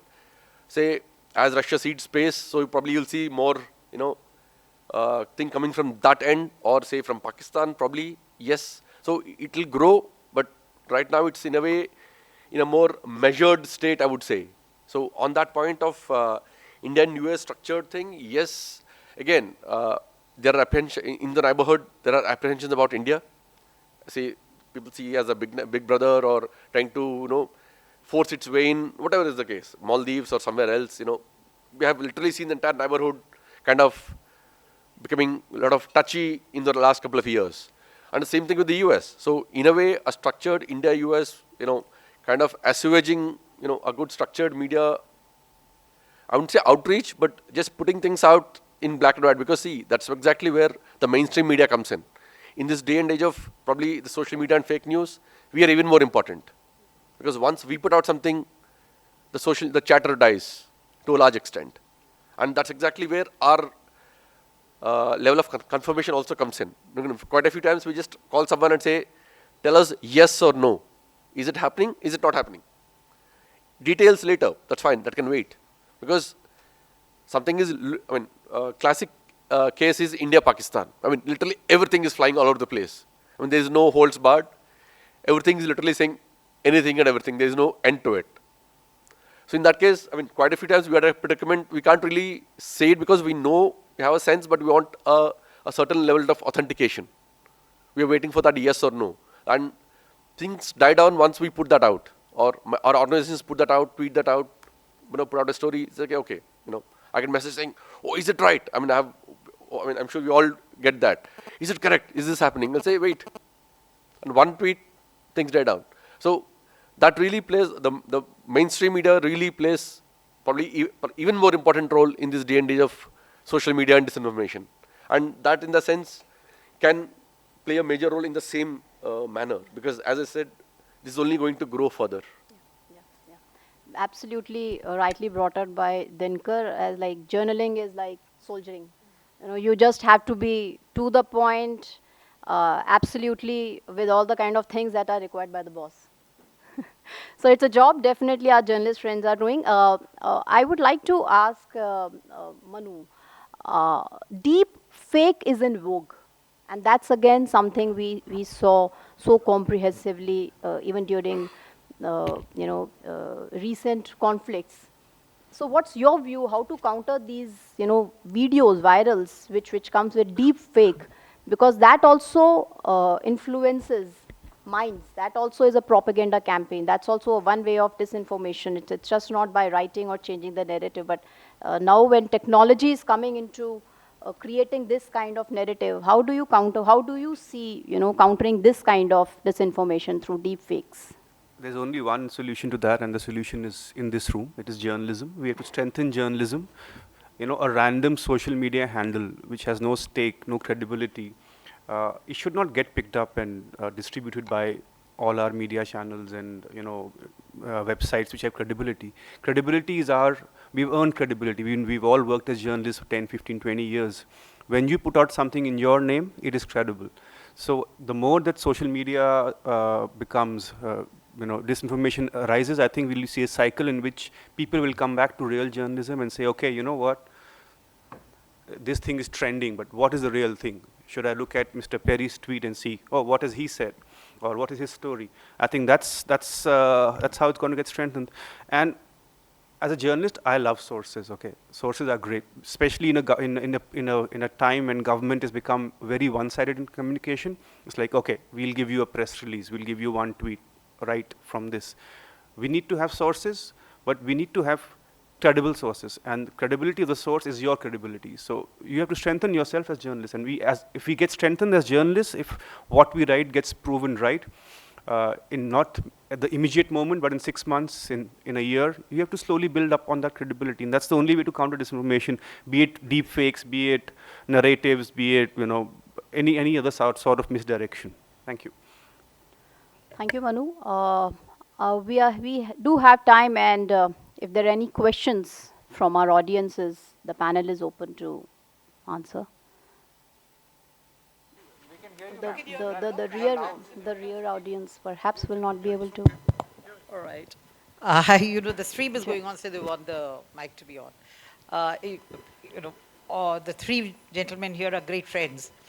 And my question is to one of them. I think very few in this room would know that Snehashish has had his 4 years in Pakistan. And, isn't that true, Snehashish? Well, ideally, I would have wanted 4 years, but I was expelled in 9 months. I always so I had have this the dubious impression. distinction of being expelled from Great, Pakistan. great. That makes you a great journalist. Yeah. So the 9 months you were there, that's a medal. That's a medal, yes. And the 9 months you were there, I always thought that you had got posted for 4 years. That's what we were told when you went. And as a journalist and for 38 years in the profession, I think one of the best tenures that could have happened. Now you went at a time, and Pakistan and US have been great friends. History has that. And they continue to be. They continue to be, yes, absolutely. So what was the narrative sent by these, sent across by these two friends for the third country which you represented? Narrative sent by them in Pakistan, where, India is a very major point of discussion. See, at that time, I think, while I was in Pakistan, that was in 2013, and this was just before the Modi government had come in. So at that time, I think the Pakistan and US relations were really high, compared to the situation right now. Because at that time, the Afghanistan issue was there was a whole terrorism issue, there was also the Kashmir, India thing. So the US cooperation with Pakistan was happening at a much faster pace, at a much better pace at then. But then I think, Pakistan has benefited from its relationship with the US, and when it comes to information warfare, when it comes to this whole information, it comes to, fake news, other things like that. And I keep saying this, I at times hold this session at the NDC, and when I tell them, I say that we need to learn from the ISPR when it comes to disinformation, when it comes to propaganda, because they are amazing at it. I think the reason why they're amazing at it is because over the years, they've learned it with close cooperation with the West, and especially the US. But that information, that agenda setting would keep changing from time to time depending on what the US is interested in. Right now, the US is not interested in having anything against India. US is looking at India as a friend, as a partner, and also as a counterbalance. So it all depends on what time of the year or what the currency is at that point. Yeah, so perception management is somewhere there. Yeah. So can I? Please, sir. Okay, so I just want to pick up. Snesh made a statement that the trust deficit is on the Indian side. No, Yeah. So why are we scoring a self-goal? Right. I'll just like to pick up. Ambassador yesterday made a point that strategic autonomy is not there in the conflict. Today, a follow-up statement by the defense attaché is that US is on a mission to avoid a third war.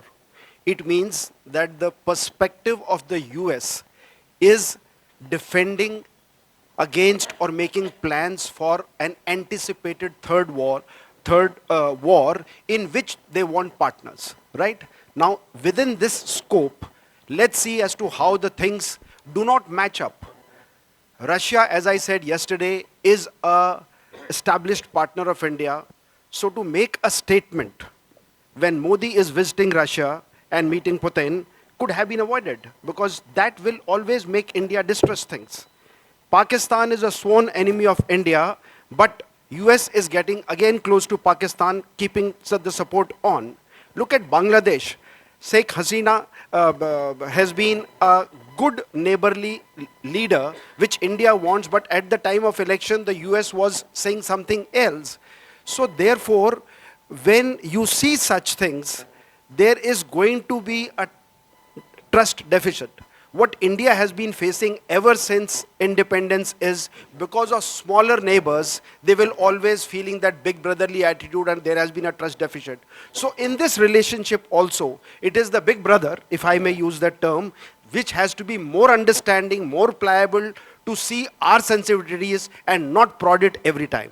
I completely agree with you. So when I said there's a trust deficit in India, and I also mentioned rightly so, right? It was India is justified. People in the establishment is justified in having a little bit of trust deficit, and I said rightly so because of the past history that we've seen. But then I agree that both the countries will have to do more. The U.S. will have to do more. At the same time, India will also have to be more open to what as a classic example of what the ambassador said yesterday. Now it has appeared in all the media. It will be there on the social media. It would be seen as the U.S. Being critical of India, U.S. trying to hit out, trying to put pressure on the U.S. But the way that it has been seen is because of the trust deficit. Otherwise, it could very well have been seen as a feedback mechanism that was there. So can I add on this? I think trust deficit is a very good thing. We should have it. It's what helps you improve. Otherwise, you can be in India-Russia relationship blind, one-sided. We can't question it. Or what India-China was for 50 years before Galwan happened. It was not questioned. It was not much debate in the public domain about what the relationship was about. It's good to have a trust deficit so that people can discuss and improve on things. And I think that's what we are doing. And that's also a call on how India and the US are both democratic and have an open forum for discussion, which is the media and public spaces. Hello. Samir Karve from Maharashtra Times. Taking this point of trust deficit a little ahead, Snehesh, do you think that the cause of the trust deficit amongst the people at large and also in media looking at US is the cause is Pakistan, especially US stand on Pakistan, because whenever it comes to whatever we say, all said and done about US and India relationship, but when it comes to Pakistan, US is not at all committal on anything, or their stand is different, be it F-16's thing, episode and anything like that. See, Pakistan is designated as a non-NATO ally by the US, so it continues to be a non-NATO ally to the US. The trust deficit is primarily because, of course, because of Pakistan, and of course, how the US state policy, their policies have really rolled out across the world. So it's nothing to do just purely with the relationship with Pakistan. But also, as I said, I think the perception has to be changed is from, and this is especially for the Americans, that from not to be seen as a more transactional relationship. As I said, people in India, people in the establishment would see whatever that the US is doing because at this point of time, US would need India as a counterbalance. But the question is, what if tomorrow US doesn't need? Would the US take a complete flip, go back to where it was? So I think, so that trust deficit is there, and it can only be removed when you have more interactions, more partnerships at multiple levels, not just at the government to government levels, at multiple levels, in people to people level. I think that's where the things will improve. And eventually, I think that's what both countries are trying to do. So I just flagged the irritants or the drawbacks that are there. Yeah, okay, thank you. It's a lovely view. So my question is to Nyanima, since he spoke about old school journalism, but I'd welcome the inputs from all the other panelists. There's a quote attributed to Tagore, that truth in a dress finds facts too tight, but in fiction she moves with ease. So how would a journalist balance facts and fiction while writing a credible article? Because facts take time to come out, whereas fiction is omnipresent. And too much reliance on fiction adds to disinformation. Thank you for that question, sir. Well, I have a simple answer. The fact that journalists should not ever believe in fiction, and we should always state the facts. Today, it has become difficult with the fact that, we follow some very tight deadlines. Anything that develops immediately, the editor wants the story to be there, but it always takes time, and which is why I think I'm one of those journalists who always file the story late, because I always want to assert and rely on my sources and understand if that is really true. So fiction are maybe those, I don't know, journalists, we try to bring the facts as much as possible, but as far as fiction is concerned by some, I guess, as I said in my address also, is the fact that these days many journalists have become people pleasers, and we've also, somewhere down the line, we have a fear that if we take a certain, write a certain thing, maybe this embassy or that ambassador or this person, that official will get upset and will stop calling me, inviting me. So I think that is always there, and I see that with a lot of my junior reporters also, and I think that needs to really stop. And again, as I said, we need to go and meet our sources, be it going to the ministries, be it meeting the whatever you're covering, you need to speak to people, you need to come out of your fancy offices. Journalists are not meant for 9-to-5 jobs, but these days journalists are sitting with their laptops on their desk in fancy offices, refusing to go out, and only relying on a New York Times or a social media post, which is unfortunate, and that's where the fiction really comes up. Thank you. So, can I add to that?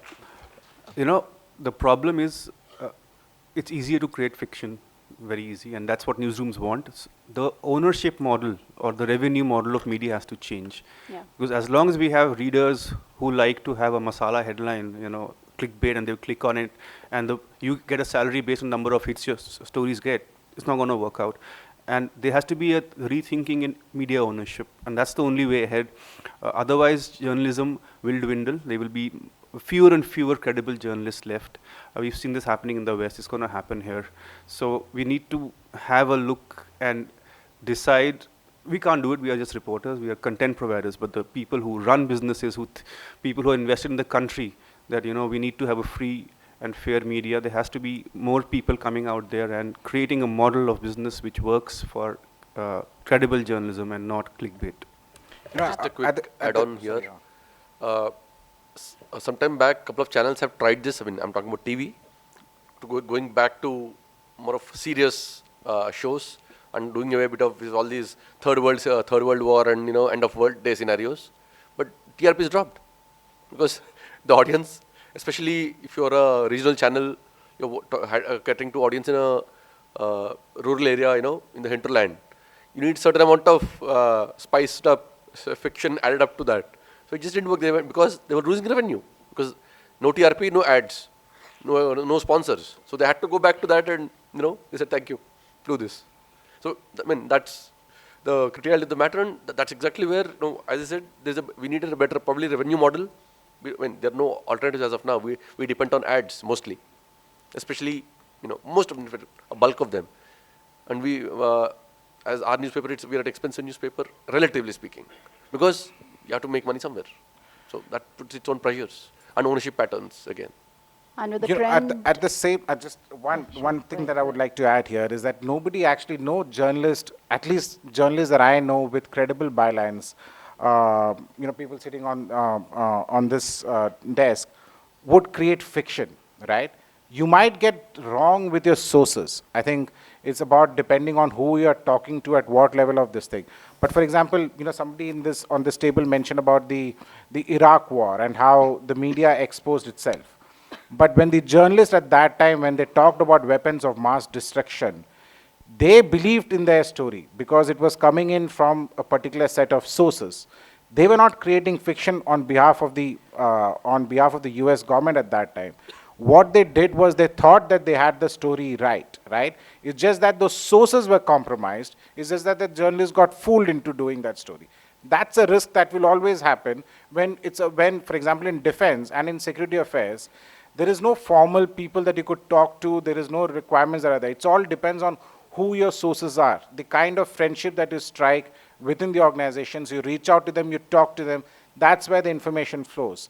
And I keep saying this to everyone, that no matter who is giving you the story, be it anyone, be it right from the top, be it the spokesperson or somebody in middle, they all are giving the story because they have an agenda behind the story. Either they want to please their boss, either they want to put their organization the best foot forward, or they want to hit out at somebody else. So I think when we take stories also, journalists should also try to understand the agenda behind those stories, you know, and then go about with doing the story and keeping whatever precautions that can be kept. Wonderfully put across. Understanding the agenda behind the sources is definitely very important for journalists. Can I say a word? Yes, yes. I was just coming. I mean, I have still. I can see raising hands. Ma'am, you can just go ahead and yes. Then with yes, ma'am. Please go ahead. Okay, thank you, and I want to compliment this panel. Thank you, ma'am. Seen many of you. Started work as a PhD scholar on media and the Indian media and India's fight for the non-aligned media, New World Information Order. It's all old hat, old school journalism. Please take note. I'm particularly pleased that you mentioned about primary sources, because as I've guided so many PhDs, we insist on veracity, because veracity, truth sets you free, is a very simple line, which I liked even when I was doing my PhD. Now my question is, I think a lot of stuff has been covered, but this is a relationship in which we come together because of strategic, I will be speaking on this, convergences and necessities, and there's a logic to it. So we do build trust along the way, and I think the argument about self-goal is very valid, because we are trying to build, sorry? Shall I continue? Sure, ma'am. Yeah, okay. Please go ahead. So my argument to you is that we are trying to build our capabilities and go forward in a very geopolitically troubled world, tumultuous world. So it's not about second guessing. It's not about transactions at this point. Transactions is, it's over, right? We are not, and I will be speaking, we are not moving from deal to deal. We believe in each other's need for each other. We have established that over 15 years. How long do you want? And during a conflict, there are many things that you will sacrifice, which you'll come to know much later. Because during a conflict, the government is not going to come and ask you, how do I run the conflict, So I think that question needs to be more nuanced, and it need not be the central point of examining what's happening in this relationship. That's just a comment. The question is, to any one of you, especially, all of you who have been covering this, Indo-U.S. bonhomie. What is Russia, China interest, or, how do they cover this? What I see in Global Times is, okay. There's something called credibility, big question mark, big question mark. It is useful, though, because as a researcher, as a professor, I would look at it. But, how do they look at this ongoing bonhomie? Because in my last visits to Moscow or anywhere else, there's this constant, and Chinese who come here in the early, before the Galwan, there have been very strong advice to India that don't get close to the United States, as if we don't know what we are doing, and so on. So how does the media, you guys watch the media of those countries? And apart from the fact that you hear about disinformation, misinformation, practitioners, or they're part of the government, etc., how do the people of those countries get informed about what's happening, either about the war in Ukraine or about Indo-U.S., great bonhomie? If anyone can answer that, I'll open the question. I'll also request Admiral Singh. Sir, you wanted to ask a question, please. Not a question. I just wanted to Sir, give you an anything, input. sir. There's a lot of discussion on this transactional relationship and criticism, etc. So I was attending a meeting when I was in service between the US side and the Indian side. And one of the Indian bureaucrats, he told the US that if you criticize us too much, our relationship will become transactional. Wonderful. So the US person replied, he says, if I wanted our relationship to be transactional, I'll never criticize you. I've dealt with dictators, I don't have to criticize them. It's because it's beyond that. That's why we have, as two democracies, we should learn to criticize each other. Yeah, it's definitely beyond that. Thank you, sir. Someone from the panel to please take on. So I've been to Russia many times, and to China, and I've seen how these people consume news. I'm in touch with journalists in Russia, not in China because they don't have journalists. But it is their consumption of news is totally off the mark. They don't have any independent resources. Even educated journalists in Russia, for example, are totally misinformed about the India-U.S. relationship. They believe that it is a fad. nothing is happening. They really believe that, for example, that Russia transferred technology to India, that they transferred jet engine technology before the Russians, before the Americans, they transferred fighter technology before. They really believe it. We in India don't believe it because we know it not to be true, but the people in Russia, they believe it. The Chinese, totally different. Again, I met journalists there, I met defense people when I've traveled there a few times. They don't see India as a threat. It's for them, they're grand. The way they see India is irritant, like the way we see Pakistan now. So I don't think it's very much in their consciousness. What happens in the public consciousness, because the question was how the public perceives it. There's no threat for them, and as journalists, it's very interesting going to Russia and China because it is an example of what we could have been, and we are not there, thankfully, as India. China is a neighbor. Most of Asia doesn't have a free media, and Russia could have. We had so much influence from the Russians in the 70s, so we didn't go that way. It's a good eye opener. We're very happy. We're lucky to be here, all of us. Just one very quick point on that. The constant crib of the Chinese side in our official discussions is about the Indian media. They keep complaining all the time, please control your media. And our side says, our media is free, we can't control them. We don't control them. Yeah, media is on the table. Of course, this session can keep, shooting and overshooting. I will summarize it and, would like to express my gratitude to Cuts. From deliverables to deliveries, my points here will be definitely Indo-U.S. Partnership is, although we have heard about trust deficit, is getting stronger, and we really need to get it stronger. The way Treaty of Double Taxation Avoidance Agreement and the Limo Agreement, Logistics Exchange Memorandum of Agreement is happening, and the way we are, tying up with all the strategic issues and the defense issues, definitely there is no way looking back. We are definitely moving ahead of it. Also touching about the disinformation, I'll just put across two questions. What is the motivation behind the disinformation? That can something I can give as a question mark to the audience, that if someone is doing the disinformation, what could be the motivation behind them? And second, the amount of money is getting infused to enhance these kind of disinformation models and organizations and their revenue models is something also needs to be emphasized upon, understood, so that such kind of disinformation campaigns can happen. And our brave journalists who are moving out from their comfort zone, from their fancy offices, to cover right information and putting it across to us to strengthen the ties gets applauded. Thank you. Thank you very much for answering those questions, because you have been writing those answers, but you're on the receiving front for this panel. So thank you again. Quickly, a round of token of appreciation.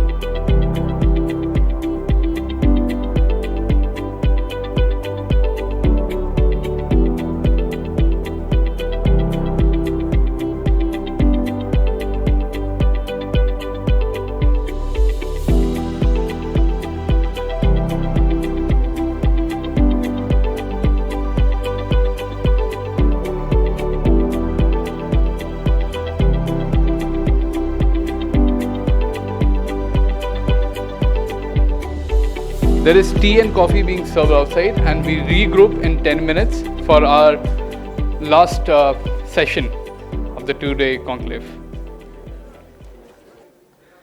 We are starting now with our fifth panel discussion, that is on the road ahead, India-U.S. for the global good. First and foremost, I would like to call upon our chair and moderator, Lieutenant General Subrata Saha, former Deputy Chief of the Army Staff and member, National Security Advisory Board.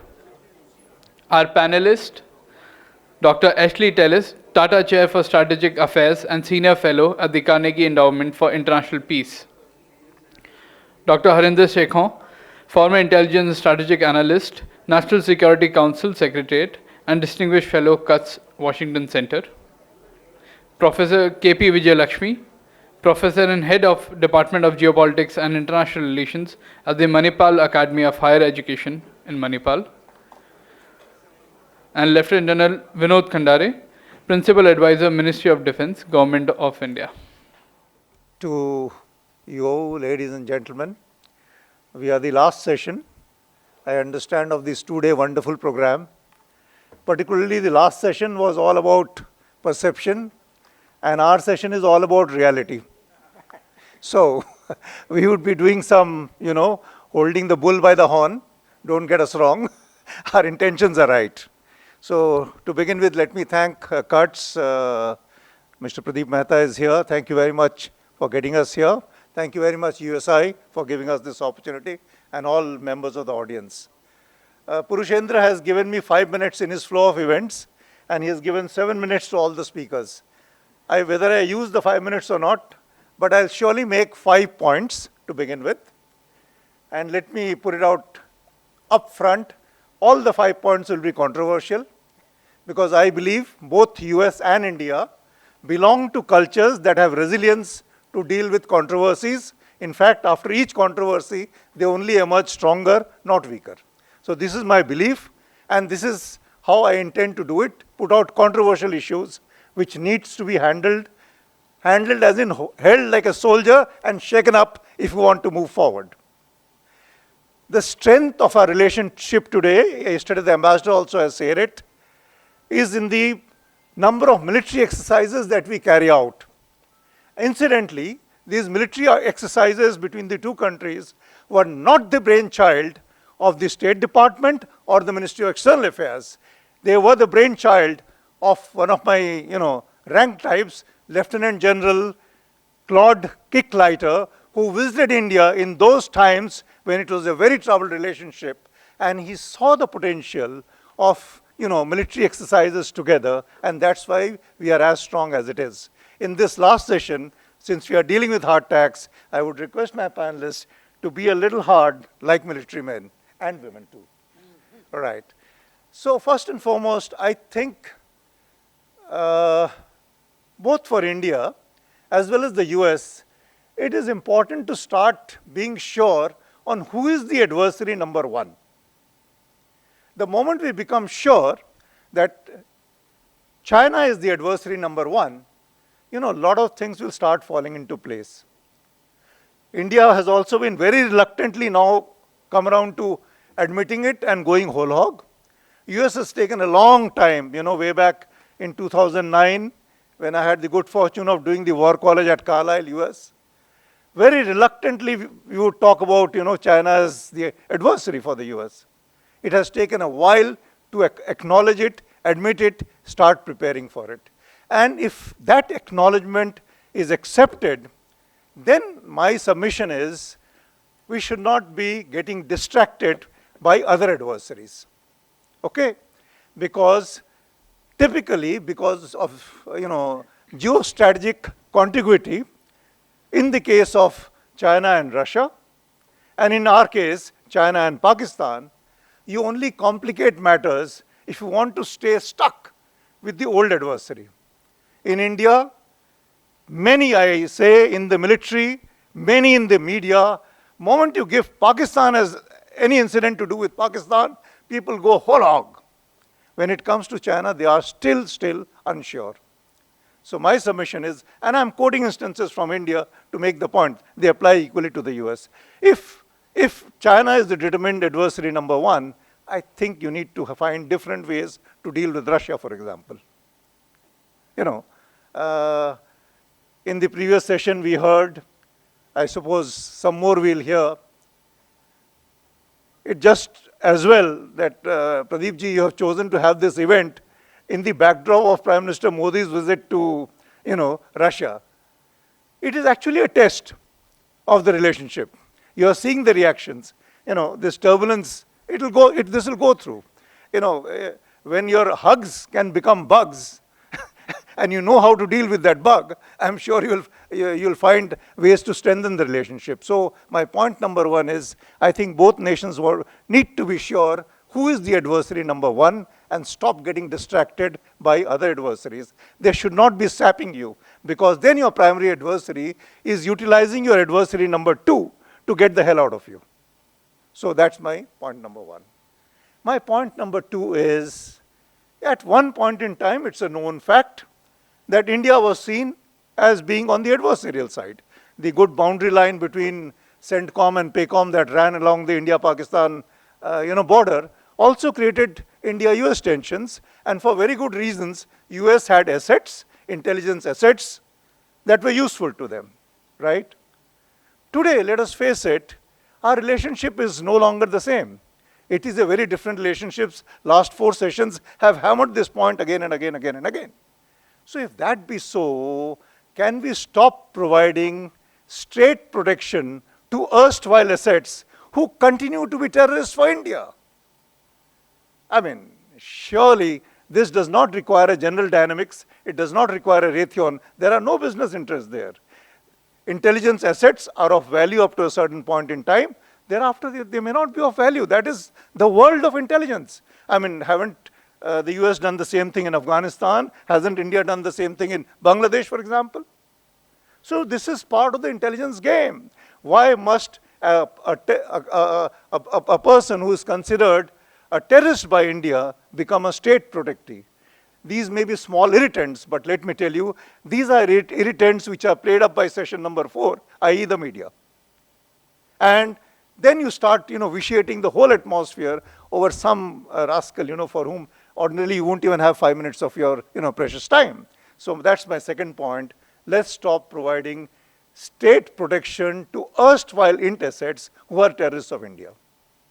My submission number 3. And the submission number 3 is, it is a fact that India, even now, is around 60 to 65%. Sometimes it exceeds, sometimes it comes down, dependent on Russia. This is a reality. So we have to give time to wean India away from this reality.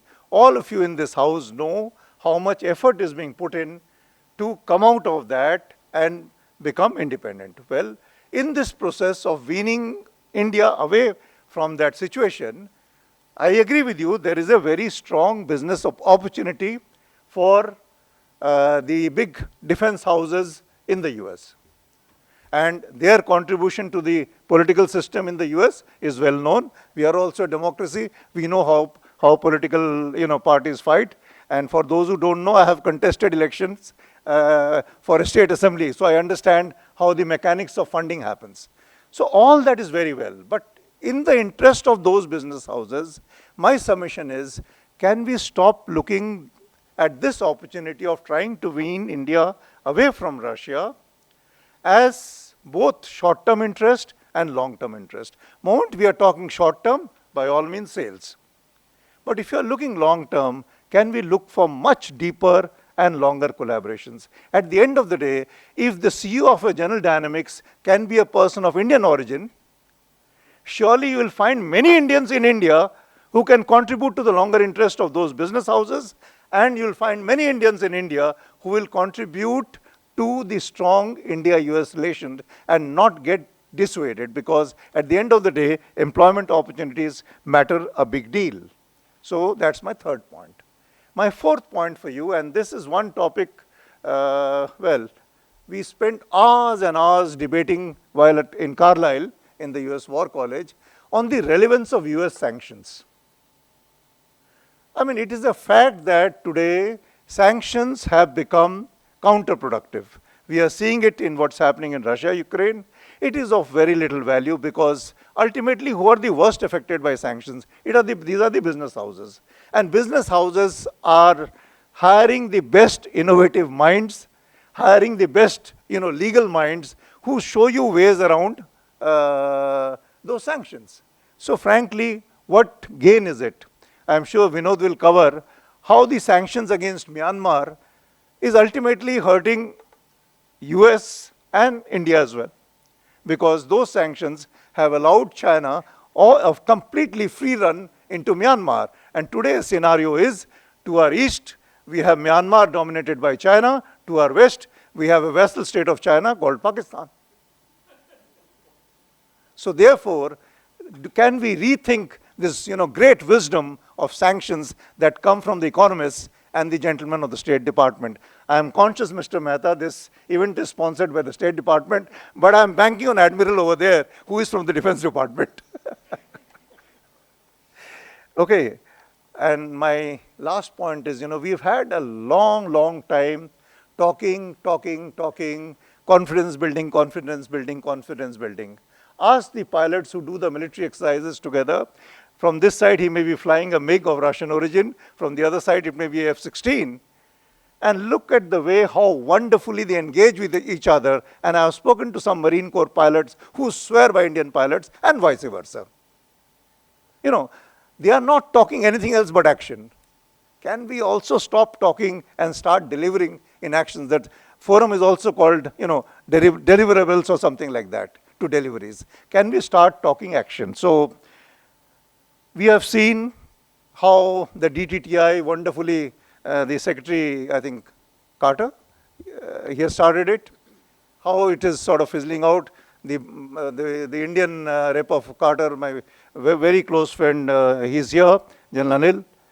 And we are seeing, okay, I said, but really speaking, ISET was signed in May 2023, today is 2024.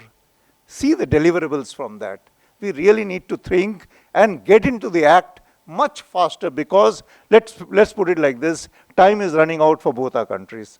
Connected to my point number 1, you will know what I am saying. So therefore, I think we need to go in for much faster means and look at, new tracks for traction.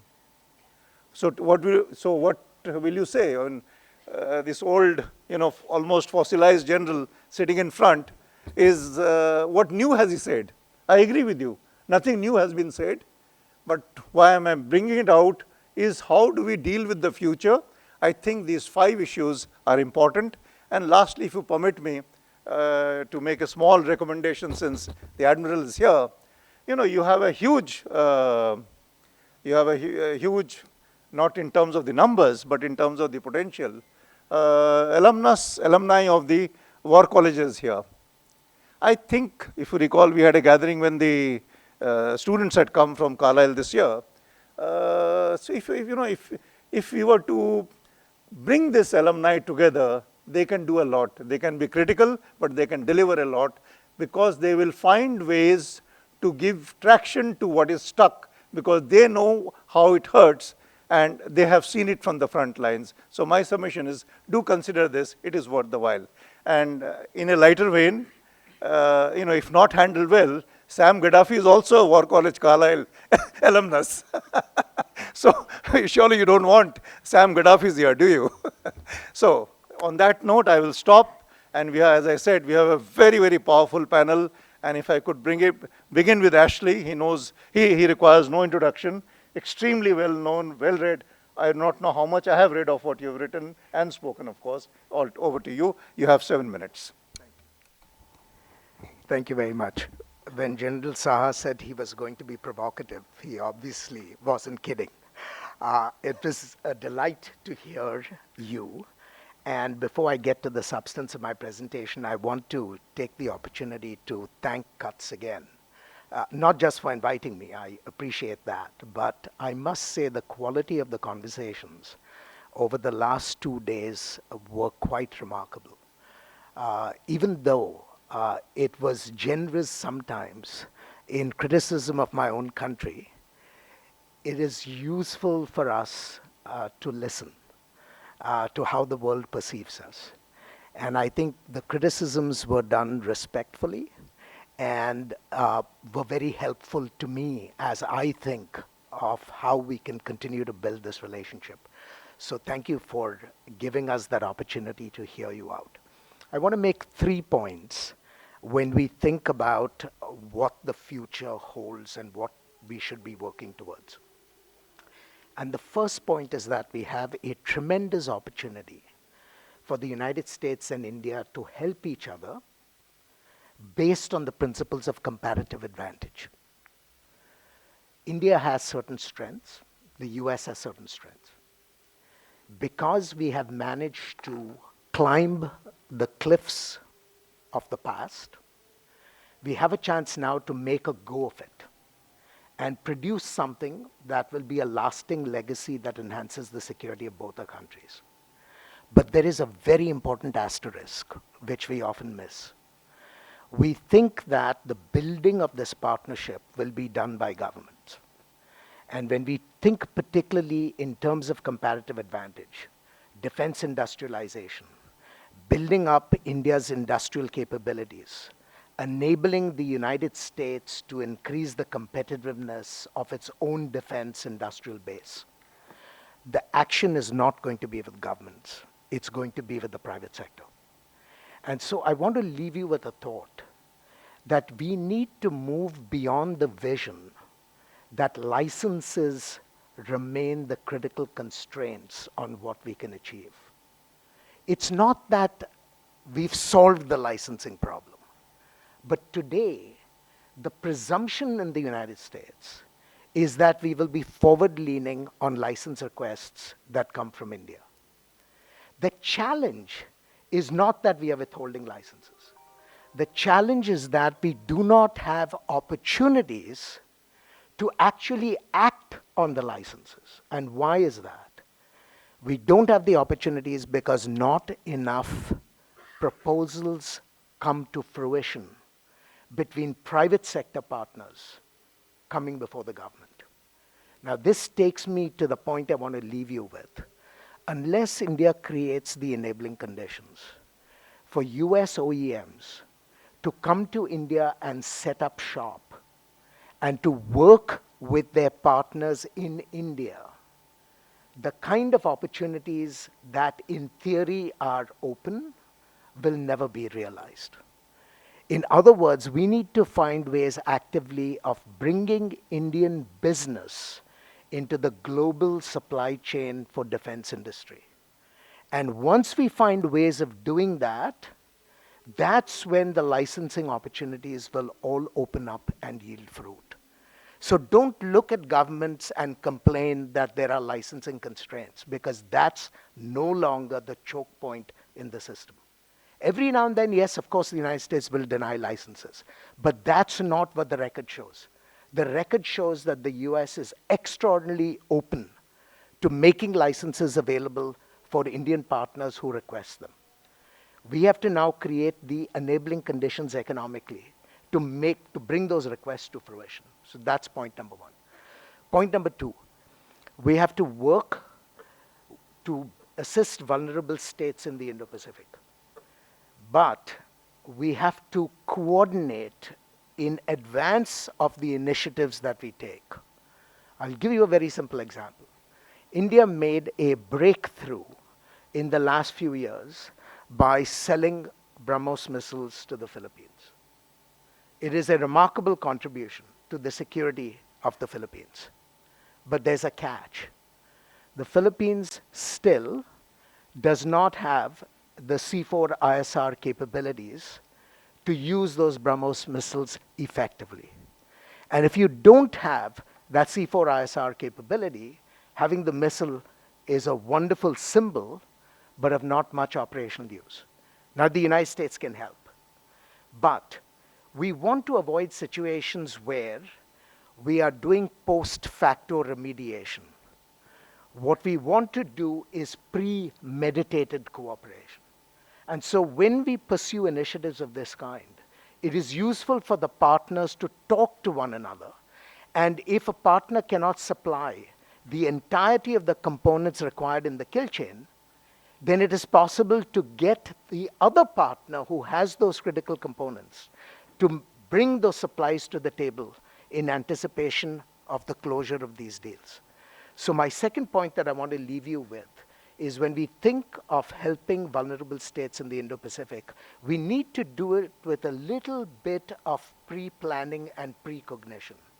We don't need surprises, even if the surprises are ultimately welcome ones. We need to be able to sort of plot this out before we get to the field. The third, and this is where I'm going to slightly disagree with General Saha. We have to work together to provide strategic alternatives to Chinese power throughout the Indo-Pacific. And when I say this, I'm very cognizant of one important reality.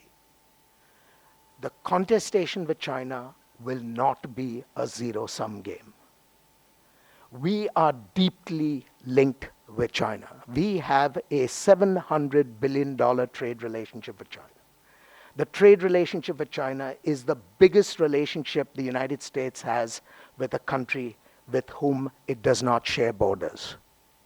The same is true for India, which means that our engagement with third parties is going to require a lot more sophistication and a lot more subtlety. If we think of this competition in zero-sum terms, we will force countries into the awkward position of having to make choices which they do not want to make. And so our competition with China requires us, of course, to protect our own interests. But when we are assisting others, it is not a compulsion to choose us over China. It is simply the opportunity for us to offer a better alternative to what the Chinese are putting on the ground. And this is where the United States and India can really make a huge difference. And I'm going to flag several areas where we need to think again about the contributions we can make.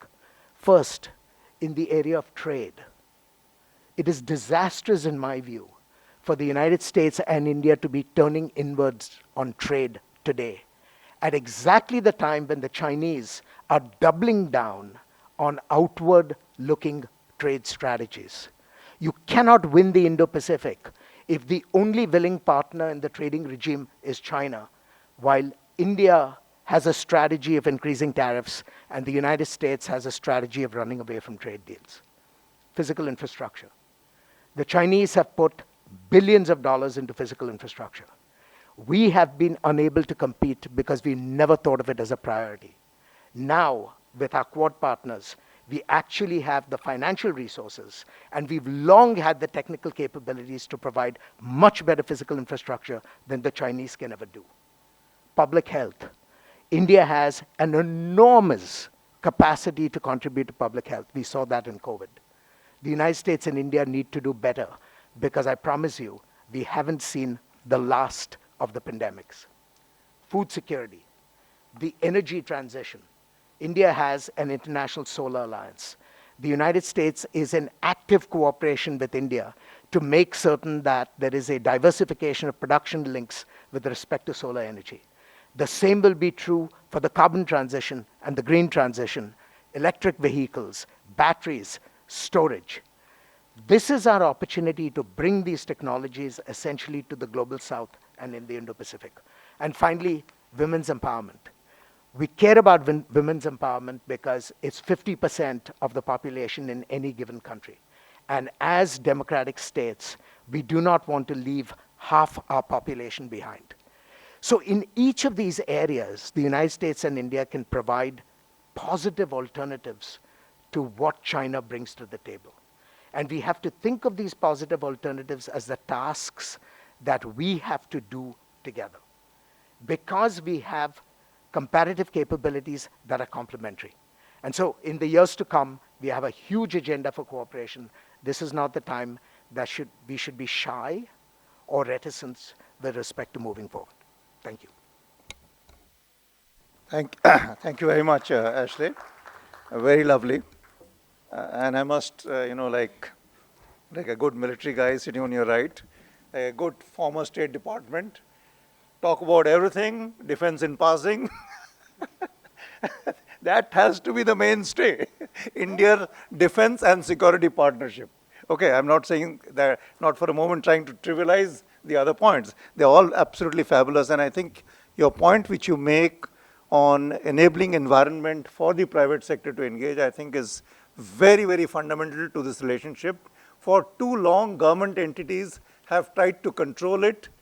Within the government, let's face it, whether irrespective of which department you are, whether military or an IAS or whatever, you don't have the wherewithal to indulge in business negotiations. It is best left to industry, let them handle it within a broad parameter. And I think, this business of trying to control is only making things worse. We have seen it in the past.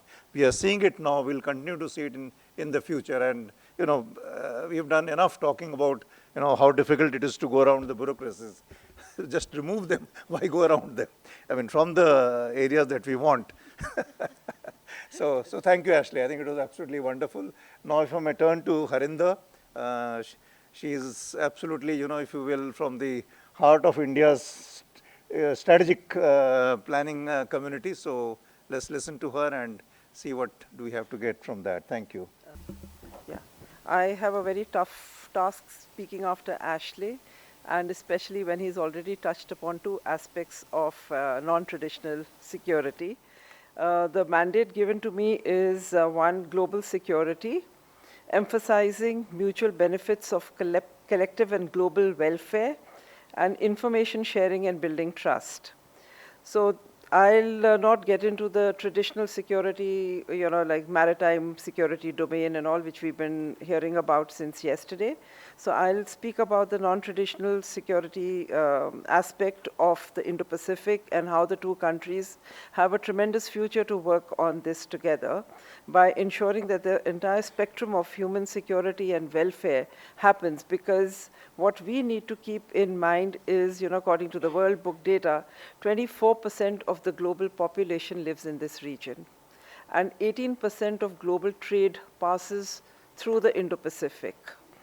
And also, the region is, 10 of the 15 most fragile and vulnerable areas, disaster-prone areas, are in the Indo-Pacific. So I think keeping this in mind, we can safely look at the non-traditional aspects. And considering that the Quad came into being in 2004 as a result of the tsunami which took place that year. So, so it is the non-traditional, the disaster relief which brought the four countries together, and India, United States, and even China at that time rushed relief to the disaster-prone area. But I think in 2017, the Quad has regrouped and changed its focus area. 6 main working groups were created. And while these look at cybersecurity, cable connectivity, humanitarian and disaster relief, health security, climate, I am going to confine myself to the vaccine diplomacy, where it may not have been very successful because of COVID and the challenges of COVID, but I think it was a new initiative, and where both India, the United States, and Japan, they did come together, and even Australia. They worked out a mechanism for supplying vaccines during this difficult time. And India actually, despite the fact that the vaccines did not come in time from the United States, it was able to give 325,000 vaccines to Cambodia during the second wave of the pandemic. And this is an area where, as Ashley just mentioned, that this is not the end of the pandemics. And I think this is an area where we really need to do serious research. And this is not rocket science or anything, but we really need to build into the resource capabilities and encourage more research in medical science. And this is easily done because you can involve the smaller countries. They do have the technical know-how. The smaller countries like Taiwan and the Pacific nations, I mean, they do have the expertise. So I think if we can build up a regular mechanism for medical health care and ensure that the region benefits as a result of that, it is something which would touch upon the people. And this people to people, something which touches upon the daily lives of the people, impoverished people, things like sanitation, clean drinking water, and medical and health not insurance, but just the basic health facilities. If these are provided to the people, that would really be one area where we can move forward without, getting into this thing of trade balances and stuff like that. Also, the Quad has expressed its commitment to mitigate the effects of climate change and strengthening climate resilience. So this is where, a lot of work is getting done, and efforts to reduce emissions are happening at a global level. But I think there needs to be a focus on this region and help the smaller countries of the Pacific countries like Fiji and all, actually the main thing is to help them preserve their flora and fauna. How do you save them from the effects of, you've seen that there's a lot of tourism which goes into these countries, and it's a catch-22 kind of a situation, whether it's Bali or Indonesia. So how do you help them overcome the effects of climate change, because they need the money? So is there a way of, sustaining their efforts through more responsible, you can't have, more responsible tourism, or you come out with other natural resources, and I think where wind, if they can be helped with generating sources, energy through wind and solar, I think that's an area which we really need to work upon. And for this, what becomes important is supply chains. You have to have what, again, was mentioned, that you cannot supply the missiles to a country. So over here, you really have to think it out, right from the American and the Japanese research institutes and India's own expertise to provide capability, and India can provide trained manpower to help set up these centers and help these countries benefit from and have a strong supply chain mechanism, and help the countries in the Indo-Pacific transition to a cleaner environment. I mean, there I agree, we need to do a lot within our own country. So I think maybe we too can benefit from that. So I think on the whole, we need to channelize AI to look at things like biotechnologies, and look for steps which would ensure the welfare of the people. I think the hard security stuff is happening, and there's a lot which needs to be done there, but that's on track. But if we can look at these issues, because China, and this is also a way of showing that the Quad countries are actively engaged in a proactive manner to counter China, which is not seen in a very nice way in the region, with the example of, because Chinese threat perception amongst the people is there. So I think this is one way of using your soft power to counter China's influence up to a certain extent. So biotechnology and the peaceful uses of space for monitoring weather mechanisms, etc., and setting up these institutes, where the data can be shared with these countries, and you might not give them the power to man their own this thing, but at least train their manpower so that they know when the tsunamis and all come, and they're better prepared to deal with these natural disasters. So I think I'll end over here, because I think the main emphasis has got to be on quality infrastructure and disaster relief and healthcare. So if we can look at these three areas, start small, and establish this at the grassroots level before kind of escalating it to the higher levels, and the countries are capable, I mean, all the 4 Quad countries are capable of providing the necessary inputs for the region to benefit. And I think I'll really end there. And when it comes to information sharing and building trust, I think it's just a natural sequential thing. The trust will come, because it's not that these countries, they don't want to be caught in a quagmire between China and the United States. So if you're doing the soft power stuff with the Quad partners, I think overall the trust deficit would be taken care of. Thank you. Oh, thank you very much, Harinder. Actually, you touched upon some very, very relevant issues. If I can just very briefly pick up on 2 of them. One is the kind of biological threats that are emerging. I mean, I think that is something that we ought to be very, very concerned about. The world has gone through that experience, but we seem to have put in the back burner some of the issues that had surfaced that time. For example, we are talking about supply chains. I am highlighting the research chains that went into what ultimately emerged as COVID. The funding of those research, whether in the United States or in Canada, from which came the variants, ultimately one can never say because nobody knows what happened to that investigation, whether they were accidental, whether they were designed. Nobody can be sure. You spoke about tourism in a different context. Till the end of January, tourists from China were going all over the world, but nobody was coming in. The point is, I think we need to keep reminding ourselves of that so that we prepare ourselves, better for the future. I think that's very important. On the second point regarding the supply chains, I think this is again a very, very, very important point. Very recently, Deloitte India had made a presentation to the CDS in which some of the supply chains were analyzed, not only for India, even some of the other prominent countries.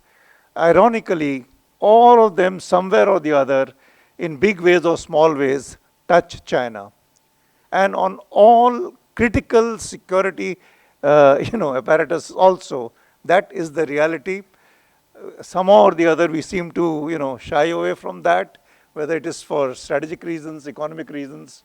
Well, we all know that. Time does not allow us to talk about that at any length now. But I think we need to start facing this reality once again. Keep reminding us of that reality once again. So now I would request Vijay Lakshmi, our academic on the panel, to put us all wise, and over to you. 7 minutes. Sorry. It's on? Okay. So thank you very much, sir, and thank you all to be part of this panel is a great honor. And I want to thank Pradeep ji for having us, and of course, General Sharma. I also owe a debt of gratitude because my students are here, and USI. I really want to thank you for making this event happen, and I'm very happy also to meet a lot of old friends and connect back with a lot of them. What I have to offer now is really very, very small compared to what we've had for the past 2 days, but I think a dose of simple fare is always worth it after a rich dinner and lunches that you've been consuming on this topic. One of the things I thought we should talk about in this very short time is, let's put it this way, that if you look at it, there's one historical aspect. History matters a lot in this relationship. And from what I have been told to talk about establishing roadmaps and mechanisms, and how do we take this forward, at least I think that's this conceptualization of this session. History matters, and we had the ambassador talk about, ancient history, which is consulate at Calcutta. We also had Ashley talk about the time he was in the room when things were signed or not signed, as they say. And I was in some of these historical moments present at the creation or the genesis of the nuclear deal and so on and so forth. So there's a lot of history that has, and I'm sorry to see many of our media friends being too busy, but I wish they were here, because there's a lot that's gone on, and this question about trust and historically what we have gained from each other is a matter of public record. And I think the history and the progress of this history has shown Indo-U.S. relationship not only in sometimes unflattering, right, but most of the time it is deliberative. It is in public domain. I can't imagine any other country, for example, China, when I had occasion in IDSA to talk to the Chinese, they were asking me, why do you want to get close to the Americans? We failed, after telling us, how they never went close to them, which is again, totally untrue. But the fact is that we are a deliberative democracy. We make decisions based on our interest, and so does the United States. And we expect to be public about this. Many of it is not public. You're not going to get to dot the T's and cross the I's. But history tells you a lot about how, step after step, and I can tell you 3 things. One is the strategic logic, and the general alluded to it about the Kicklighter proposals. I began my career starting to pursue Kicklighter proposals, because that's when I became a professor of American studies in the JNU. So I can imagine how much of history has flown through my head. It's probably gone out. But just to give you an idea that this is the engagement between United States and between India and the United States, which is really not only standing a certain amount of tests that you can envision to test that relationship, but also carries on with evolution of history. So it's almost Hegelian. I mean, you keep seeing history move forward. It's not stagnant at one place. You're not complacent. There are fragile moments. There have been tense moments. There have been difficult moments. There have been confrontational moments. But nevertheless, it has continued to move. And you will see from strategic logic, we moved to military relationships where we heightened interoperability as our real interest. And from there, we moved to trade, bilateral and otherwise defense trade mechanisms. And I think this is a very easy tracing that I'm doing, which is trackable, which can be seen, and media has contributed to the publication of the details of all of this. I don't want to go into it. But from there, we've moved to defense industrial base, discussions on strengthening each other's defense industrial base.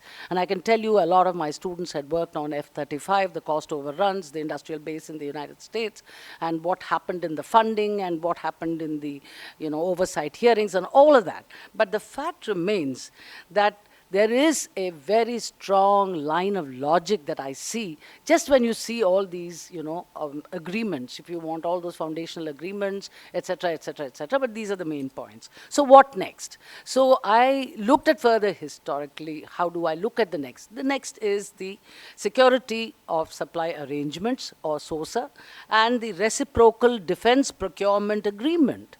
Now, RDPA, to my mind, is going to be the biggest exercise ever that can help both countries decide what kind of procurement management they want to do. If you want to create a mechanism, please create a strategic group that looks at various baskets that I'm outlining so that we can meet at regular intervals to steer this particular conversation forward. So these agreements, to my mind, have not only served specific purposes, but I would call them as milestones of Indo-U.S. history. And I think that reflects this deepening strategic partnership and purpose of these two countries. The second thing I want to also mention is geography. We talked about history, now we talk about geography. Geography has a way of changing things around. And here we suddenly come to what everybody has been talking about, the elephant in the room, addressing openly and firmly, as the general was mentioning, the common security challenges, and how do we have an objective to meet it. In other words, do we call China a threat across the government? And this is something the Americans are more adept, because it's been going on for some time. Ashley, you can correct me, but I think China threat is now across the government. There's a lot of understanding, and similarly in India, there is a lot of understanding, and there's no amount of convincing that, our trade is, dependent on China for some very critical things. Despite that, we did ban TikTok. We had so many other obvious repartees, or let's say the answer to China's actions, and we have very clearly said that, look, you can't have business as usual if you're doing what you're doing on the border. We need to think. So our purpose is clear, but to address common security challenge like China is something that's already on the board, and I think there is a huge amount of understanding across the government and so on. The third argument in this geographical tensions, or the question of geography in IR, or geography between India-U.S. defense relationship, is one of supplies, and whether we should rely more and more on Russia. I think most of it has already been said, but I simply want to say this to our American friends. Don't hold a clock. Don't keep saying tick-tock, tick-tock. When are you going to get weaned? When are you going to get weaned off? When are you going to go finish? It takes time, and I think that was brought out in some of these other conversations that these panelists were having, and I'm very grateful that they've made my task so much easier. But this is something I have been in so many dialogues, and I do say this to our friends friends across, that look, there will be a time when strategic logic and necessity will merge to such an extent that there has to be no other reason for delays.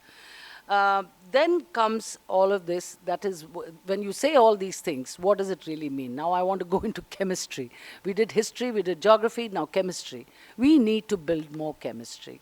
We need to not worry so much about our joint operations or how interoperable we are.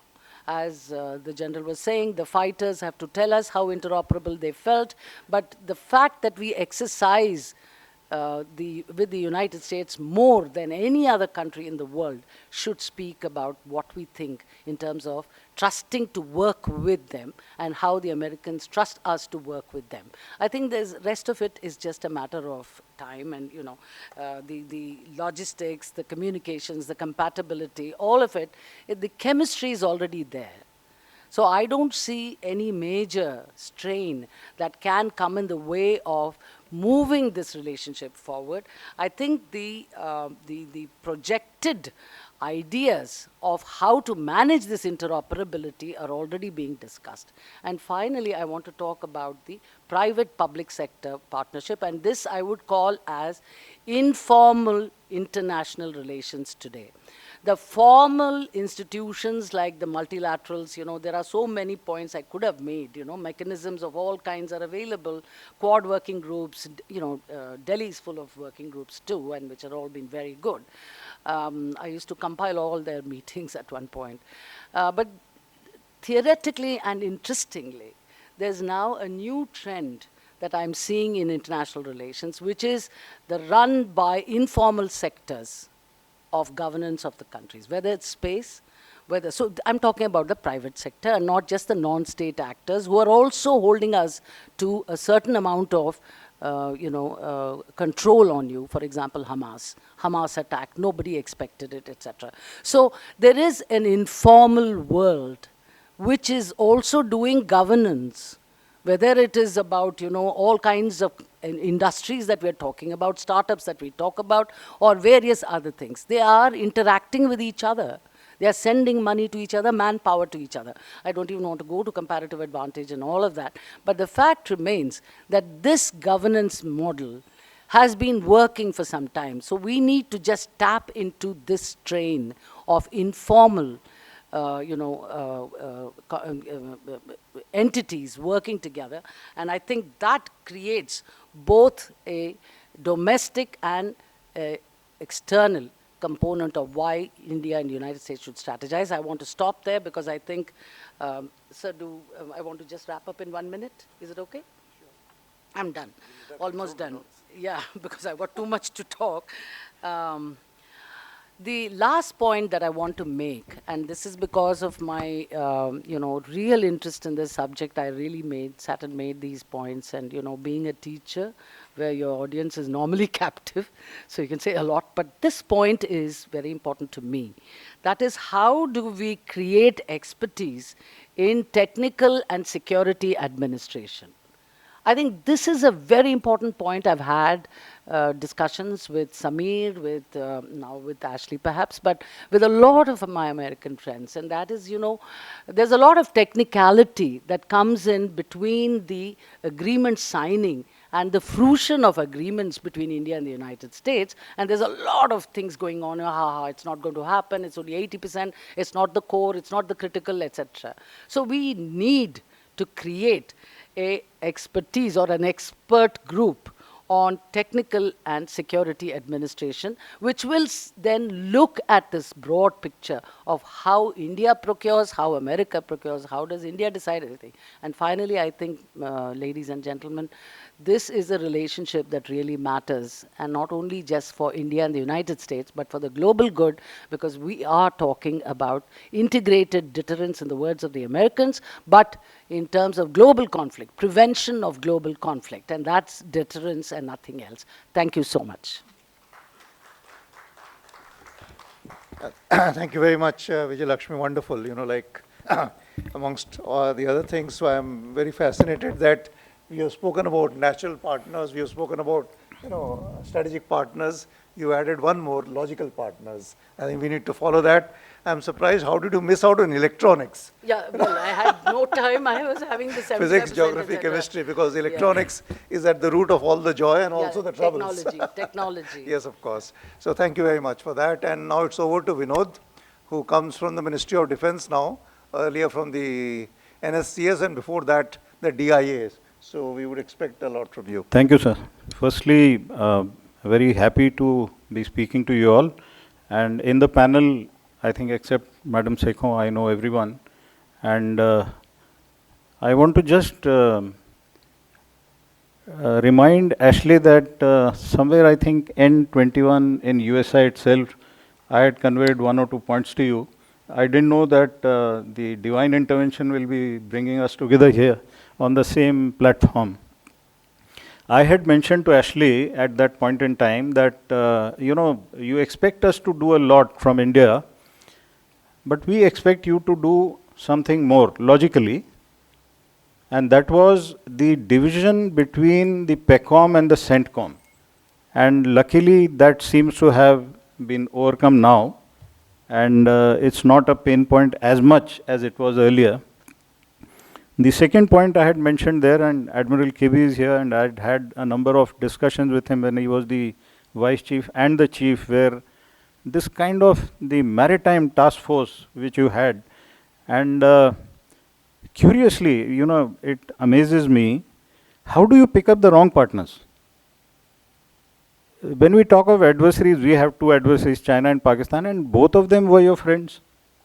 And in the combined maritime task force, you were giving in the task force 150, 151, 152, the command of this task force to Pakistani mariners. At times I wonder, how does that happen? In fact, I am taking a cue from General Saar to be hard-hitting in this. But anyway, that has been corrected to some extent.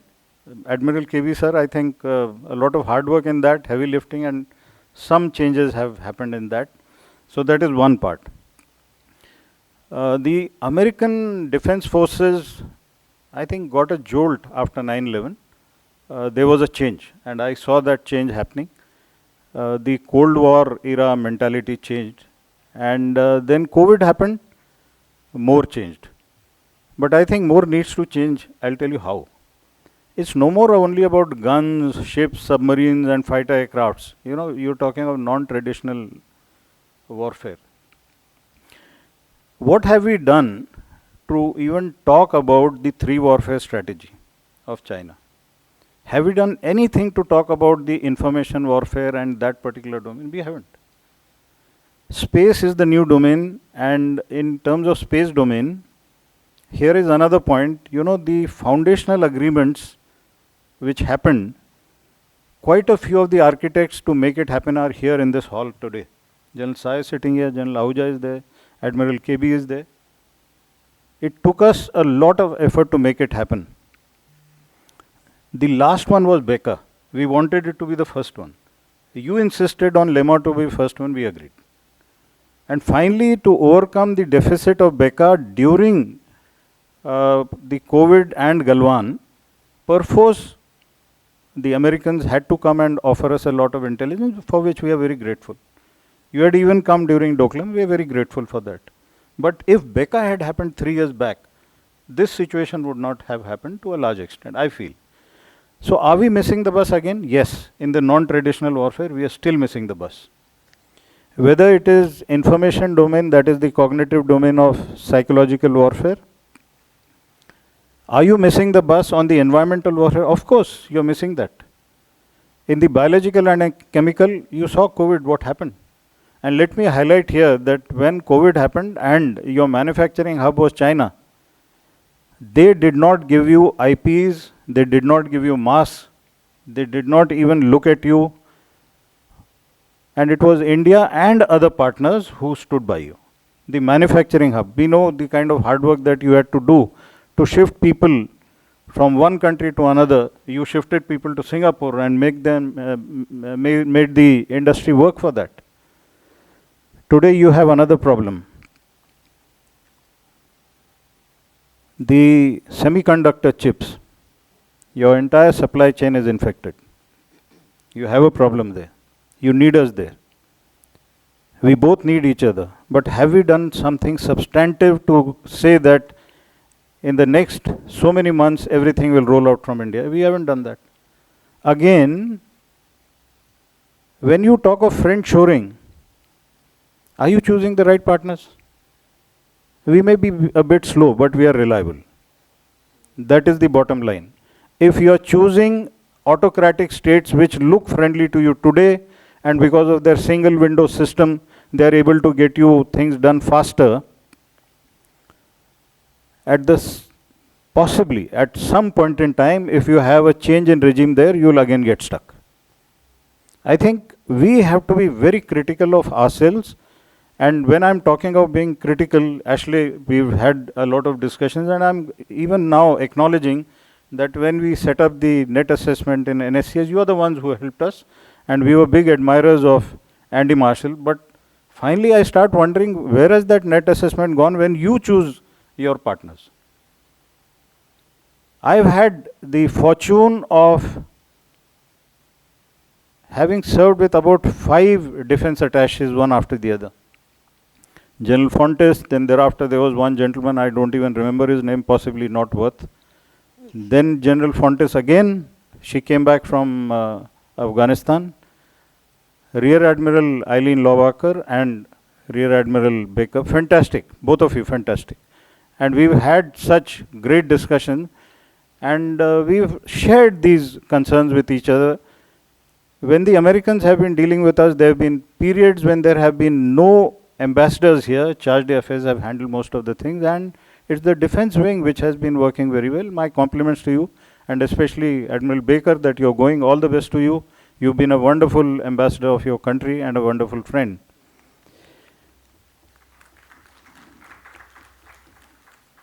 I want to highlight a couple of things, especially when things go wrong and we start evaluating our position. When General Shah started by saying that enemies of the state taking refuge in another country, and especially a democratic country, there has to be a sensitivity which has to be more than normal. And in a way, when we talk of wars, the silent wars are on at the moment, whether it is cyberspace, whether it's infospace, or whether it is by these actors who try to break a democracy. And that is where more cooperation is required, more trust is required. And when we talk of road ahead, that is one of the sensitivity which India has. And we need to definitely accord a lot of priority to that. What more can I suggest? General Bhatt is here. He's been working very hard on getting the space domain right. I can suggest, can you get your testing centers here? Why do you want us, our startups, to come for testing facilities in US? You know what is the capability of the startups financially. If you get your testing centers here, you get your funding here, you see the end result which both of us can share. I don't think that requires too much of a brilliance to be talking about. Similarly, when we talk of the info space, the misinformation and disinformation, yes, both the sides, both the countries have media which has a lot of freedom, but you see even from your side, the kind of articles which come in Washington Post or New York Times, obviously it hurts us also. So let's accept fact that both sides will have similar issues, and we should be clear that those should not be taken, and that should not make us react so openly into media that even the Prime Minister is targeted on that.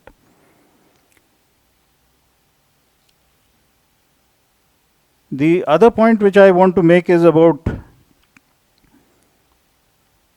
how will things become simpler. Suggest a policy to us.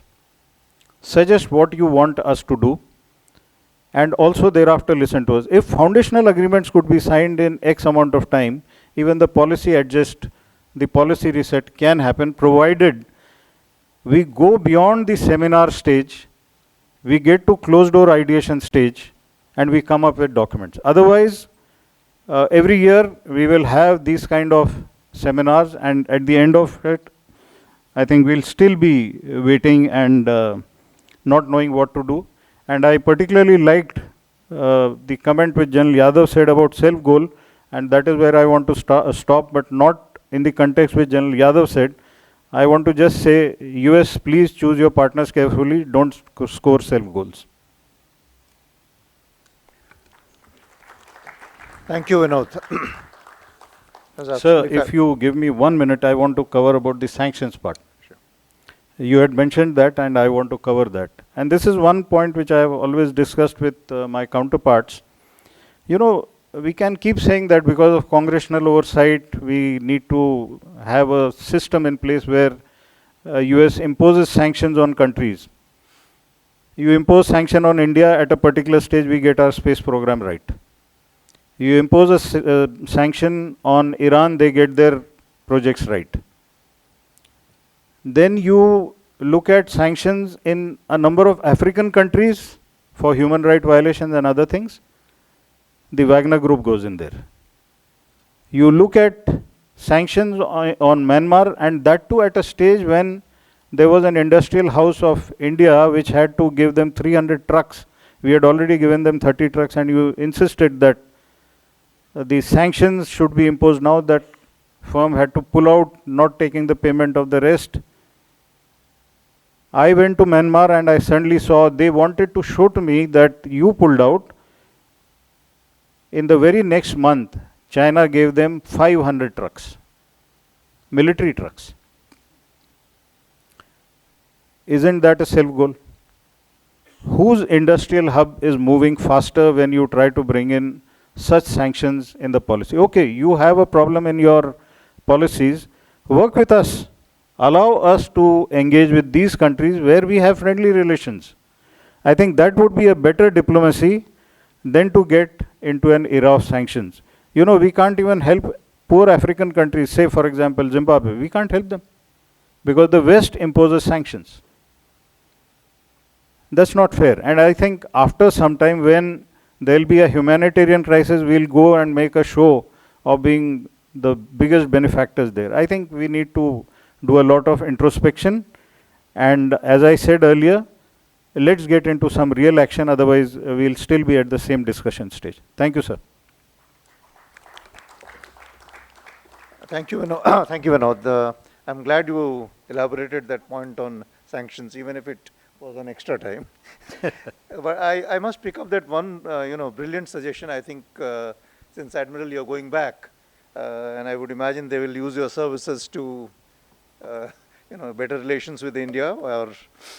So one of the points that he made was the testing centers. As you're perhaps aware, there is a huge amount of offsets which are pending, to the tune of almost $25+ billion. Now, testing center is something that gets advantage points if you were to do that.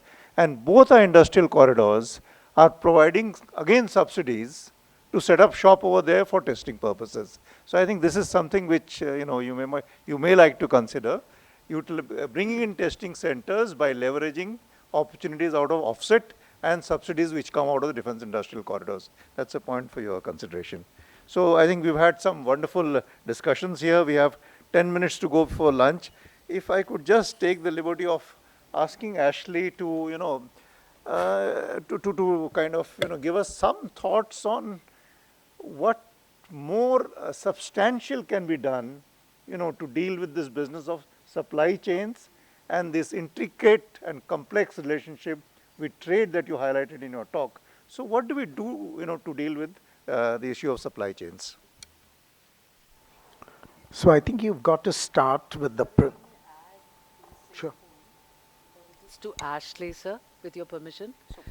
From yesterday you've been talking about collaboration and how we need to do this premeditated, pre-planning stage. I think we can call it the calibration. So if you could draw some contours of that, because, this from collaboration to calibration, how do we walk that? Let me address the supply chain question first, because it also goes to a premise that underlay many of General Kandare's remarks, and I think we need to appreciate this. Global supply chains are driven primarily by private sector actors. Those private sector actors create these supply chains because they are motivated by profit. And because they are motivated by profit, they cross national boundaries in pursuit of that profit. The state cannot control these private sector actors outside of war. In war, you can impose all kinds of constraints to force them to move out from countries that you may not like. But in peacetime, unless you have legislation that authorizes coercive action against a private sector actor, these private sector companies will go wherever there is money to be made. Now, when people accuse us and say, you've got to understand who your friends are and not overlook the fact that oftentimes you are dependent on your enemies, you've got to understand what the you is. Who is the you? At the level of the government, I understand that completely. I would prefer that my companies not invest in China. But I do not have any statutory powers to prevent my companies from going to China, unless there are specific authorizations that allow me to do so. And no one in the United States is going to go to companies and tell them, thou shalt not do business in China anymore. And to the degree that we say that, we will say that in very narrow areas. So we've said that in ICT. We've said that now in electric vehicles and so on and so forth. I'm saying this because we have to accept the reality that there are going to be large number of American companies who are going to be doing business in countries that both you and I consider to be our competitors, if not our adversaries. It's simply the way the world is structured. And we cannot change that outside of conflict. So when we talk of rationalization of supply chains, the real question becomes, how do you force a company to do what is in their eyes something that is uneconomical and which undermines their capacity to make profit? There's only one way to do it. The state has to come and provide a subsidy to that company so that moving from their traditional base of operations becomes more lucrative. Let me ask you honestly, how much money do you expect India to put into getting companies to move out of their traditional supply chains? Do you think the United States is going to bear the burdens of restructuring global supply chains at the cost of the exchequer? We may not like the answer, but the answer is no. And so we're going to have to live with this very murky reality. And so what do? The best you can do is look for some kind of complementarities. And this is the point I was making when I started my presentation. The reason why I like India, apart from the fact that I was born here and that I have great emotional links to the country, is the fact that India has the comparative advantage to make this realignment of supply chains possible. But it cannot be done as a matter of state action.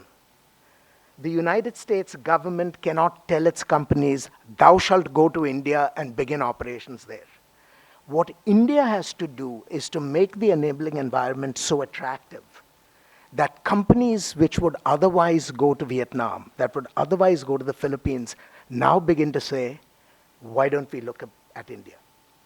Now that immediately kicks the ball into your court, because it means you have to look at your tariff policy, you have to look at your trade policy, you have to look at your intellectual protections policy, and so on and so forth, right? That is where I'm hoping we can push. I want to see American defense OEMs come and set up shop here. I'm not interested in simply saying, how do I transfer technology through some license decision? I mean, that's important in some areas, let's do it. The real question is not how do I transfer this piece of technology through a license. The real question is how do I use economics to leaven the entire technology base of this country? And you cannot do that through licensing. You do that through economics by bringing in and deepening trade relations. That's the question. And that's a big agenda for both of us. I'll answer your question, Vijay, very, very quickly. I was talking of premeditated calculation mostly in the defense space. And to my mind, there are 3 countries in the Indo-Pacific where we have to pay real attention to going forward. Indonesia, Vietnam, and the Philippines. There are others that are very important, but they're capable of looking after themselves. The Japanese will look after themselves. The Australians will look after themselves. Many others may not be that important. But these 3 countries, Indonesia, Vietnam, and the Philippines, are critical for the success of our common Indo-Pacific interests. And so that's where I hope we can put our minds together and say, this is our assessment of what their capabilities are. These are the opportunities for us to work together in building up their capabilities to resist China independently. And that's what we need to be doing, right? I'm not interested in trying to tie them into sort of alliance partnerships. Now, the Philippines is a separate matter. We have an alliance partnership. But for the others, it's far more important to my interests that they become capable on their own with our support than that they become alliance partners to us. So I would like 1 minute here. Specifically, Ashley, when you mention about the behavior of the market during war, I just want to highlight one point here. I think the era of declaring wars and waging wars has gone. Nobody is declaring a war but waging a war, of course. So, have we done something about it in India? Of course. We have now 3 stages. That is a proper declaration of war, short of conflict, and a peacetime. So now when you look at the binary option of either having a peace or a war, I think wars are happening during peace. So those regulations I think every government needs to do. We have done that. So that is one part I wanted to mention. The second part, when you mentioned about licensed production or kind of transfer of technology, I think that is also past. What is a successful model in India today, especially in the defense sector, is a joint venture. You become our partners, but don't insist that you have to be a major partner. You become a 49% partner with us. Look at BrahMos, look at AK-203. If that is happening here successfully, I'm sure it can happen elsewhere also. So these were the 2 points which were important. And the third point, I think, when you handle the Huawei issue well, I think many such issues have to go the Huawei way. Your point about the spectrum of warfare is well taken. The only thing I would say is that precisely because it's a spectrum, the US government is unlikely to be interventionist, except in those narrow areas where we have core national security interests. It is only when we get to real war that you will begin to see an expansion of the constraints. That's point number 1. Point number 2, I agree with you that JVs are the way to go forward. But the way to orchestrate JVs is not by the state instructing companies to do so. The issue that I'm struggling with is you don't get JVs unless there's a business case for a JV. Unless the partner says, I actually make money through this JV. So the real issue with JVs is not state incentives or state constraint. The real issue is, will the American OEM that you're trying to attract feel that its bottom line is better off having a JV versus some other alternative? And so if we want successful JVs, then we better find ways of helping these guys make real money in India. Okay. Thank you. I think that was a wonderful, dialogue that we witnessed over here.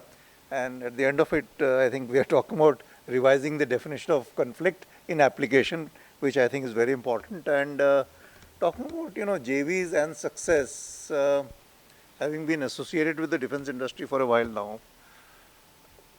the success has also must have a manifestation of the time by which we want the success, So unless and until we loosen ourselves to go for a little longer time frame in reaping better success, I think that has to, get infused into the thinking to be able to achieve, a common purpose. Because obviously there is commonality in purpose between what Vinod is saying and what Ashley is saying, but it's the timing where the whole thing is. I think we are now short of time, so if there are questions, yes, Pradeep ji, over to you. I just wanted to make a point which is in relation to the trust factor between US and India, which is not in the context of defense, but it certainly applies to this US government. For long we've been, there is, all our workers go to US, they pay social security, and that remains in the US Treasury and doesn't, the workers come back. That amount runs to about $8 to $10 billion. And we've been arguing with the government of US to refund it. They say, look, our policy doesn't allow it. So you change your policy then. If you want to regain that trust, that money belongs to our workers. I just wanted to mention this because people may not know in this hallowed atmosphere. Thank you. Yeah, this one, ma'am, you want to say something? So I have a point with Ashley. I totally agree, and thanks for putting it across so precisely that everyone looks for economic interest. We do talk about bilateral relationships, partnership, but it's everything comes down to the currency, how much we are gaining it. My point here is that when other nations are also taking a decline from US, like just the way Saudis did, in terms of expanding their market segmentation and customer segmentation, in terms of transactioning with other countries or other nations with oil, I think US must appreciate that business acumen as well. My second point here is, we spoke about and we heard about celebrating the success. The day Chandrayaan was launched, we garnered all the laurels and all the success. But the market that day, Khandare sir touched upon the market aspect, the market that day declined. So had there been a global support when our Chandrayaan landed, the market should have been shooted up. So where exactly we are heading in terms of real partnerships, real takeaways in terms of these two powers coming up, not only in terms of defense, but with the aspect of geoeconomics, that's again, we need to be a little transparent about, aspects of both India and America.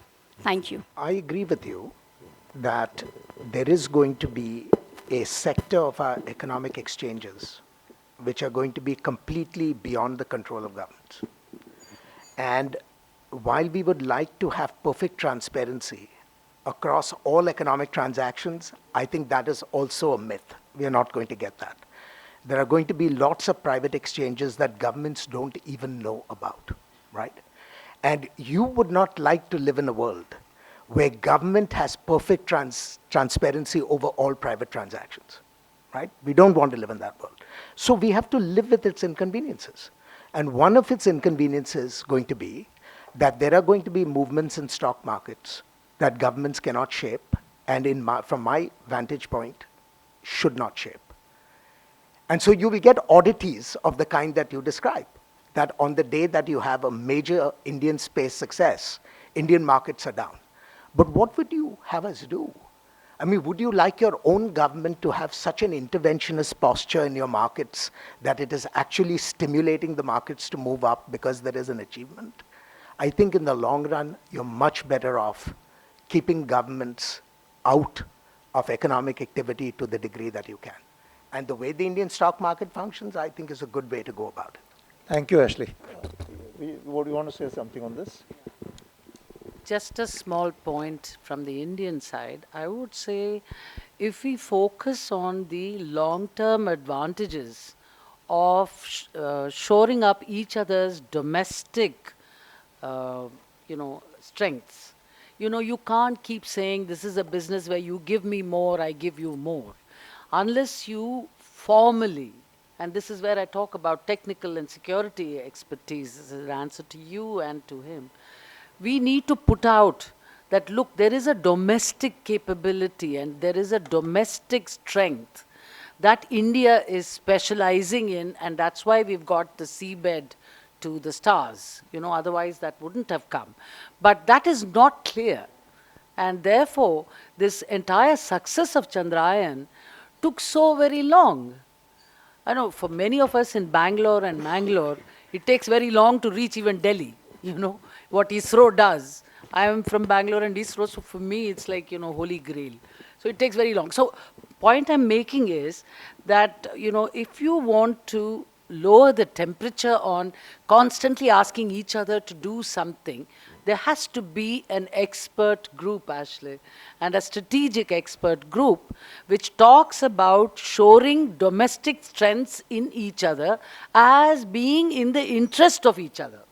Because you've said that in military capabilities, but they have not said that about other things. But NASA, I will say, NASA has been saying that without India, and we are now partnering with NASA on a number of things. But if you do not make this formal declaration that strong India with its domestic strengths on various fields, given the comparative advantage, is in the interest of United States and not just the military advantage, then it, I think, goes forward. As a going forward session, that's perhaps something we can work towards. Okay, thank you, ma'am. Sir. I think we are 10 minutes past our time. I won't take any more liberties from Purushendra. If you have anything, you can get across to him. I think at the end of this fifth session, besides thanking all my esteemed and expert panelists, I think the message is loud and clear. We have built enough confidence. We have reasonable amount of trust now. It is now time to grapple with the nettles. You've heard many needles here and there. It's time to grapple with the nettles and move forward. I think that's our submission for the road ahead. Thank you very much for your patient listening. Thank you.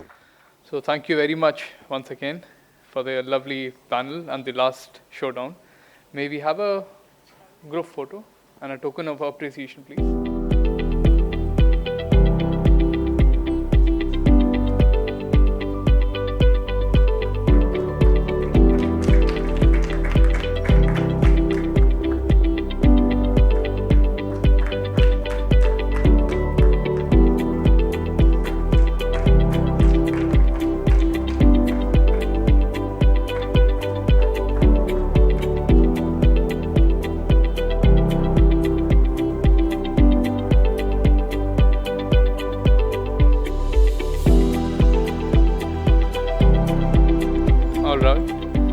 We come to our closing remarks, and I'm privileged to call upon stage Gloria Barbena, Minister Counselor for Public Diplomacy at the US Embassy in New Delhi.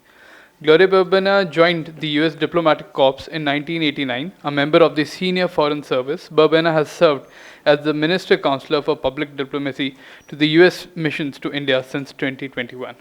So over to her.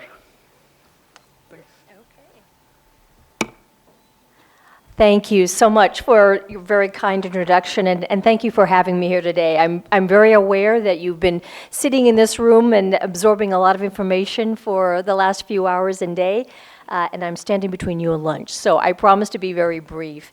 But it really is a pleasure to be here at this final News Defense Conclave. As you may be aware, this program was launched in 2021 during the height of the pandemic. And I'm so pleased that we and our world have traveled so far since those dark days, and that we have returned to the possibility of meeting in person and are in a position to begin to forge again those personal connections that undergird all successful diplomatic exchanges. As the person responsible in the U.S. mission for thinking about and leading our incredible team, thinking about how we connect and communicate with our many publics about the U.S.-India relationship, we've spent considerable time thinking about our evolving priorities and how we communicate intention and progress and ultimately results. And of course, one of the core pillars of the bilateral relationship and in our priority set is our evolving military and security relationship. We launched this series of conclaves to try to help demystify aspects of our military and security partnership, recognizing that unless we are doing and trying to achieve and explaining this in a clear and understandable way for the average Indian and American citizen to understand, in addition to those who are working and the experts in this sector every day, we're not doing our jobs well. And ultimately, we're not serving our publics or our democracies well. Our security partnership must be as transparent as possible and be open to scrutiny and discussion. A big part of that is fostering a strong and professional journalistic understanding and to facilitate ready access to reliable and objectively verifiable information. These are pillars for every democratic nation, and they undergird public trust and accountability. As our nations navigate rapidly shifting and oftentimes really challenging geopolitical realities of this century, the need for an informed citizenry has never been more critical. And an informed citizenry depends on you all. Over the last several days, you've discussed the length and the breadth of the U.S.-India defense partnership, and I'm not going to add to the volume of information that you've already been called upon to absorb. And I'm definitely not going to try to compete with the soaring vision and explanation that Ambassador Garcetti outlined so well yesterday, and which so aptly framed the security partnership, which is truly one of the most consequential in the world. But I do want to try to wrap up these days with a few top lines to help you bookend your takeaways. I would remind about the exponential growth this relationship has undergone. Just imagine, a brief 16 years ago, bilateral defense trade between our nations was at a de facto zero. Today, it stands at nearly $25 billion. Even more importantly, our militaries are participating in more joint exercises than ever before, building the trust, the interoperability, and the professionalism they need to fulfill their essential function, which is protecting us all and allowing our peoples the spaces to exist and thrive in peace, and ensuring that we're prepared to meet any foe and are always ready to respond to any disaster. From providing maritime security, countering established and emergent terrorist threats, ensuring open and free navigation, to standing at the ready to help those who are struck by calamity, together our nations are working more deeply together than ever before to assure the stability of our peoples and of the commerce they require.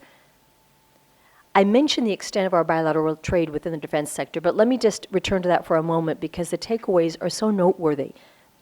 India's defense exports to the United States now account for over 50% of its total exports, exceeding $2.8 billion in the last 5 years. As in every strong relationship, there's reciprocity. Over the last 2 years, the United States has become a significant supplier of defense equipment to India and become its largest military exercise partner. American aerospace companies have established strong partnerships with Indian counterparts, facilitating substantial technology transfers and enhancing India's domestic defense production capabilities.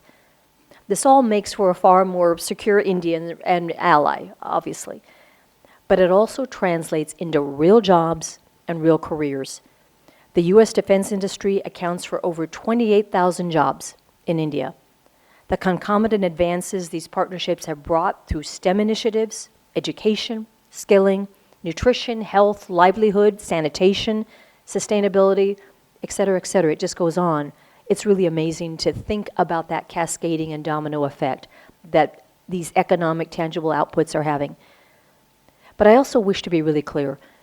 The U.S.-India defense relationship, while it brings about absolutely tangible economic benefits to both our shores, that will never be the defining aspect of the relationship. At its core, it will always be about a shared commitment to protecting our peoples, about working through our differences as friends and partners, about defining and focusing on our many, many, many shared priorities during both these trying times and hopefully in the more peaceful ones to come. This clear understanding and shared commitment to building out our relationship is rooted in our shared democratic values, our commitment to peace, transparency, and a desire for a rules-based and stable region and world. Nowhere is that more important. Nowhere is it more tangible, more real than in the U.S.-India security partnership and defense partnership. As Secretary Antony Blinken captured so well when he said, "The Indo-Pacific region will shape the trajectory of the world in the 21st century. Our enduring commitment to this region and our collaboration with our allies and partners, including India, will help us to achieve a free, open, interconnected, prosperous, resilient, and secure region for all." Thank you all for the role that you're playing in this conversation, for the role that you're playing in the evolving relationship, and by being here and participating in this conclave over the last couple of days. I really want to thank Cuts International for partnering with us over these last 3 years. It's been an incredible journey. And to our consulate in Kolkata for your leadership, Samik Ghosh, particularly Shamik, where are you? He's hiding over there. None of this would have happened without you and the team in Kolkata. You've been amazing. And thank you again to all of you for caring enough to be here and participating, and I'm really looking forward to the reporting that's going to be coming out of this conversation. Thank you again. And now lunch maybe, huh? Okay. Thank you very much. A token of appreciation.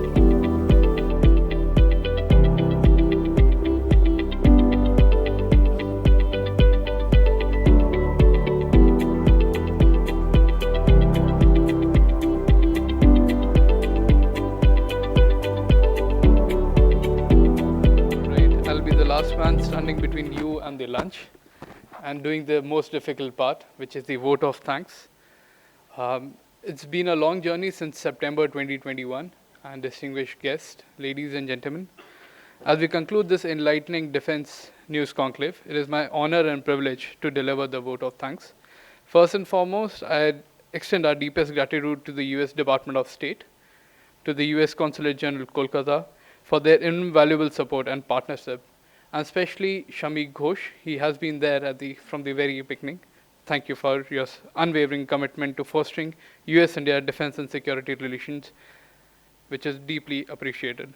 A special thank you to our esteemed speakers who have traveled from far and near and to share their expertise. Your insightful presentations and discussions have greatly enriched our understanding of the intricate dynamics of the US-India defense partnership. Your contributions have been invaluable, and we are profoundly grateful for your time and knowledge. We are also thankful for the distinguished defense experts, government officials, corporate leaders, researchers from both US and India throughout this project.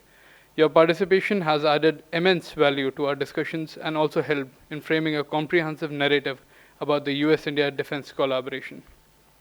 To the journalists, media professionals, social media influencers, and community leaders who have actively participated in this project, your role in disseminating the insights and outcomes of our discussions is crucial. Your engagement ensures that the narrative around the US-India defense relations reaches a wider audience, fostering greater understanding and collaboration. A heartfelt thanks to the organizing team at CUTS International, USI, and USISPF for putting together this concluding conclave. Your dedication, meticulous planning, and seamless execution have been instrumental in the success of this event. Behind every successful event is a team that works tirelessly, and today your hard work and commitment have paid off. So at the volunteers at the back, thank you again. To our distinguished fellows who have been participating in all our events, and especially to three helpful experts we have, General Subroto Saha, Dr. Harinder Shekon, and Lieutenant Anil Ahuja, a special thanks to you three for putting us with us from the very beginning of this project. Your belief in the importance of this project and your generous contribution have made this event possible.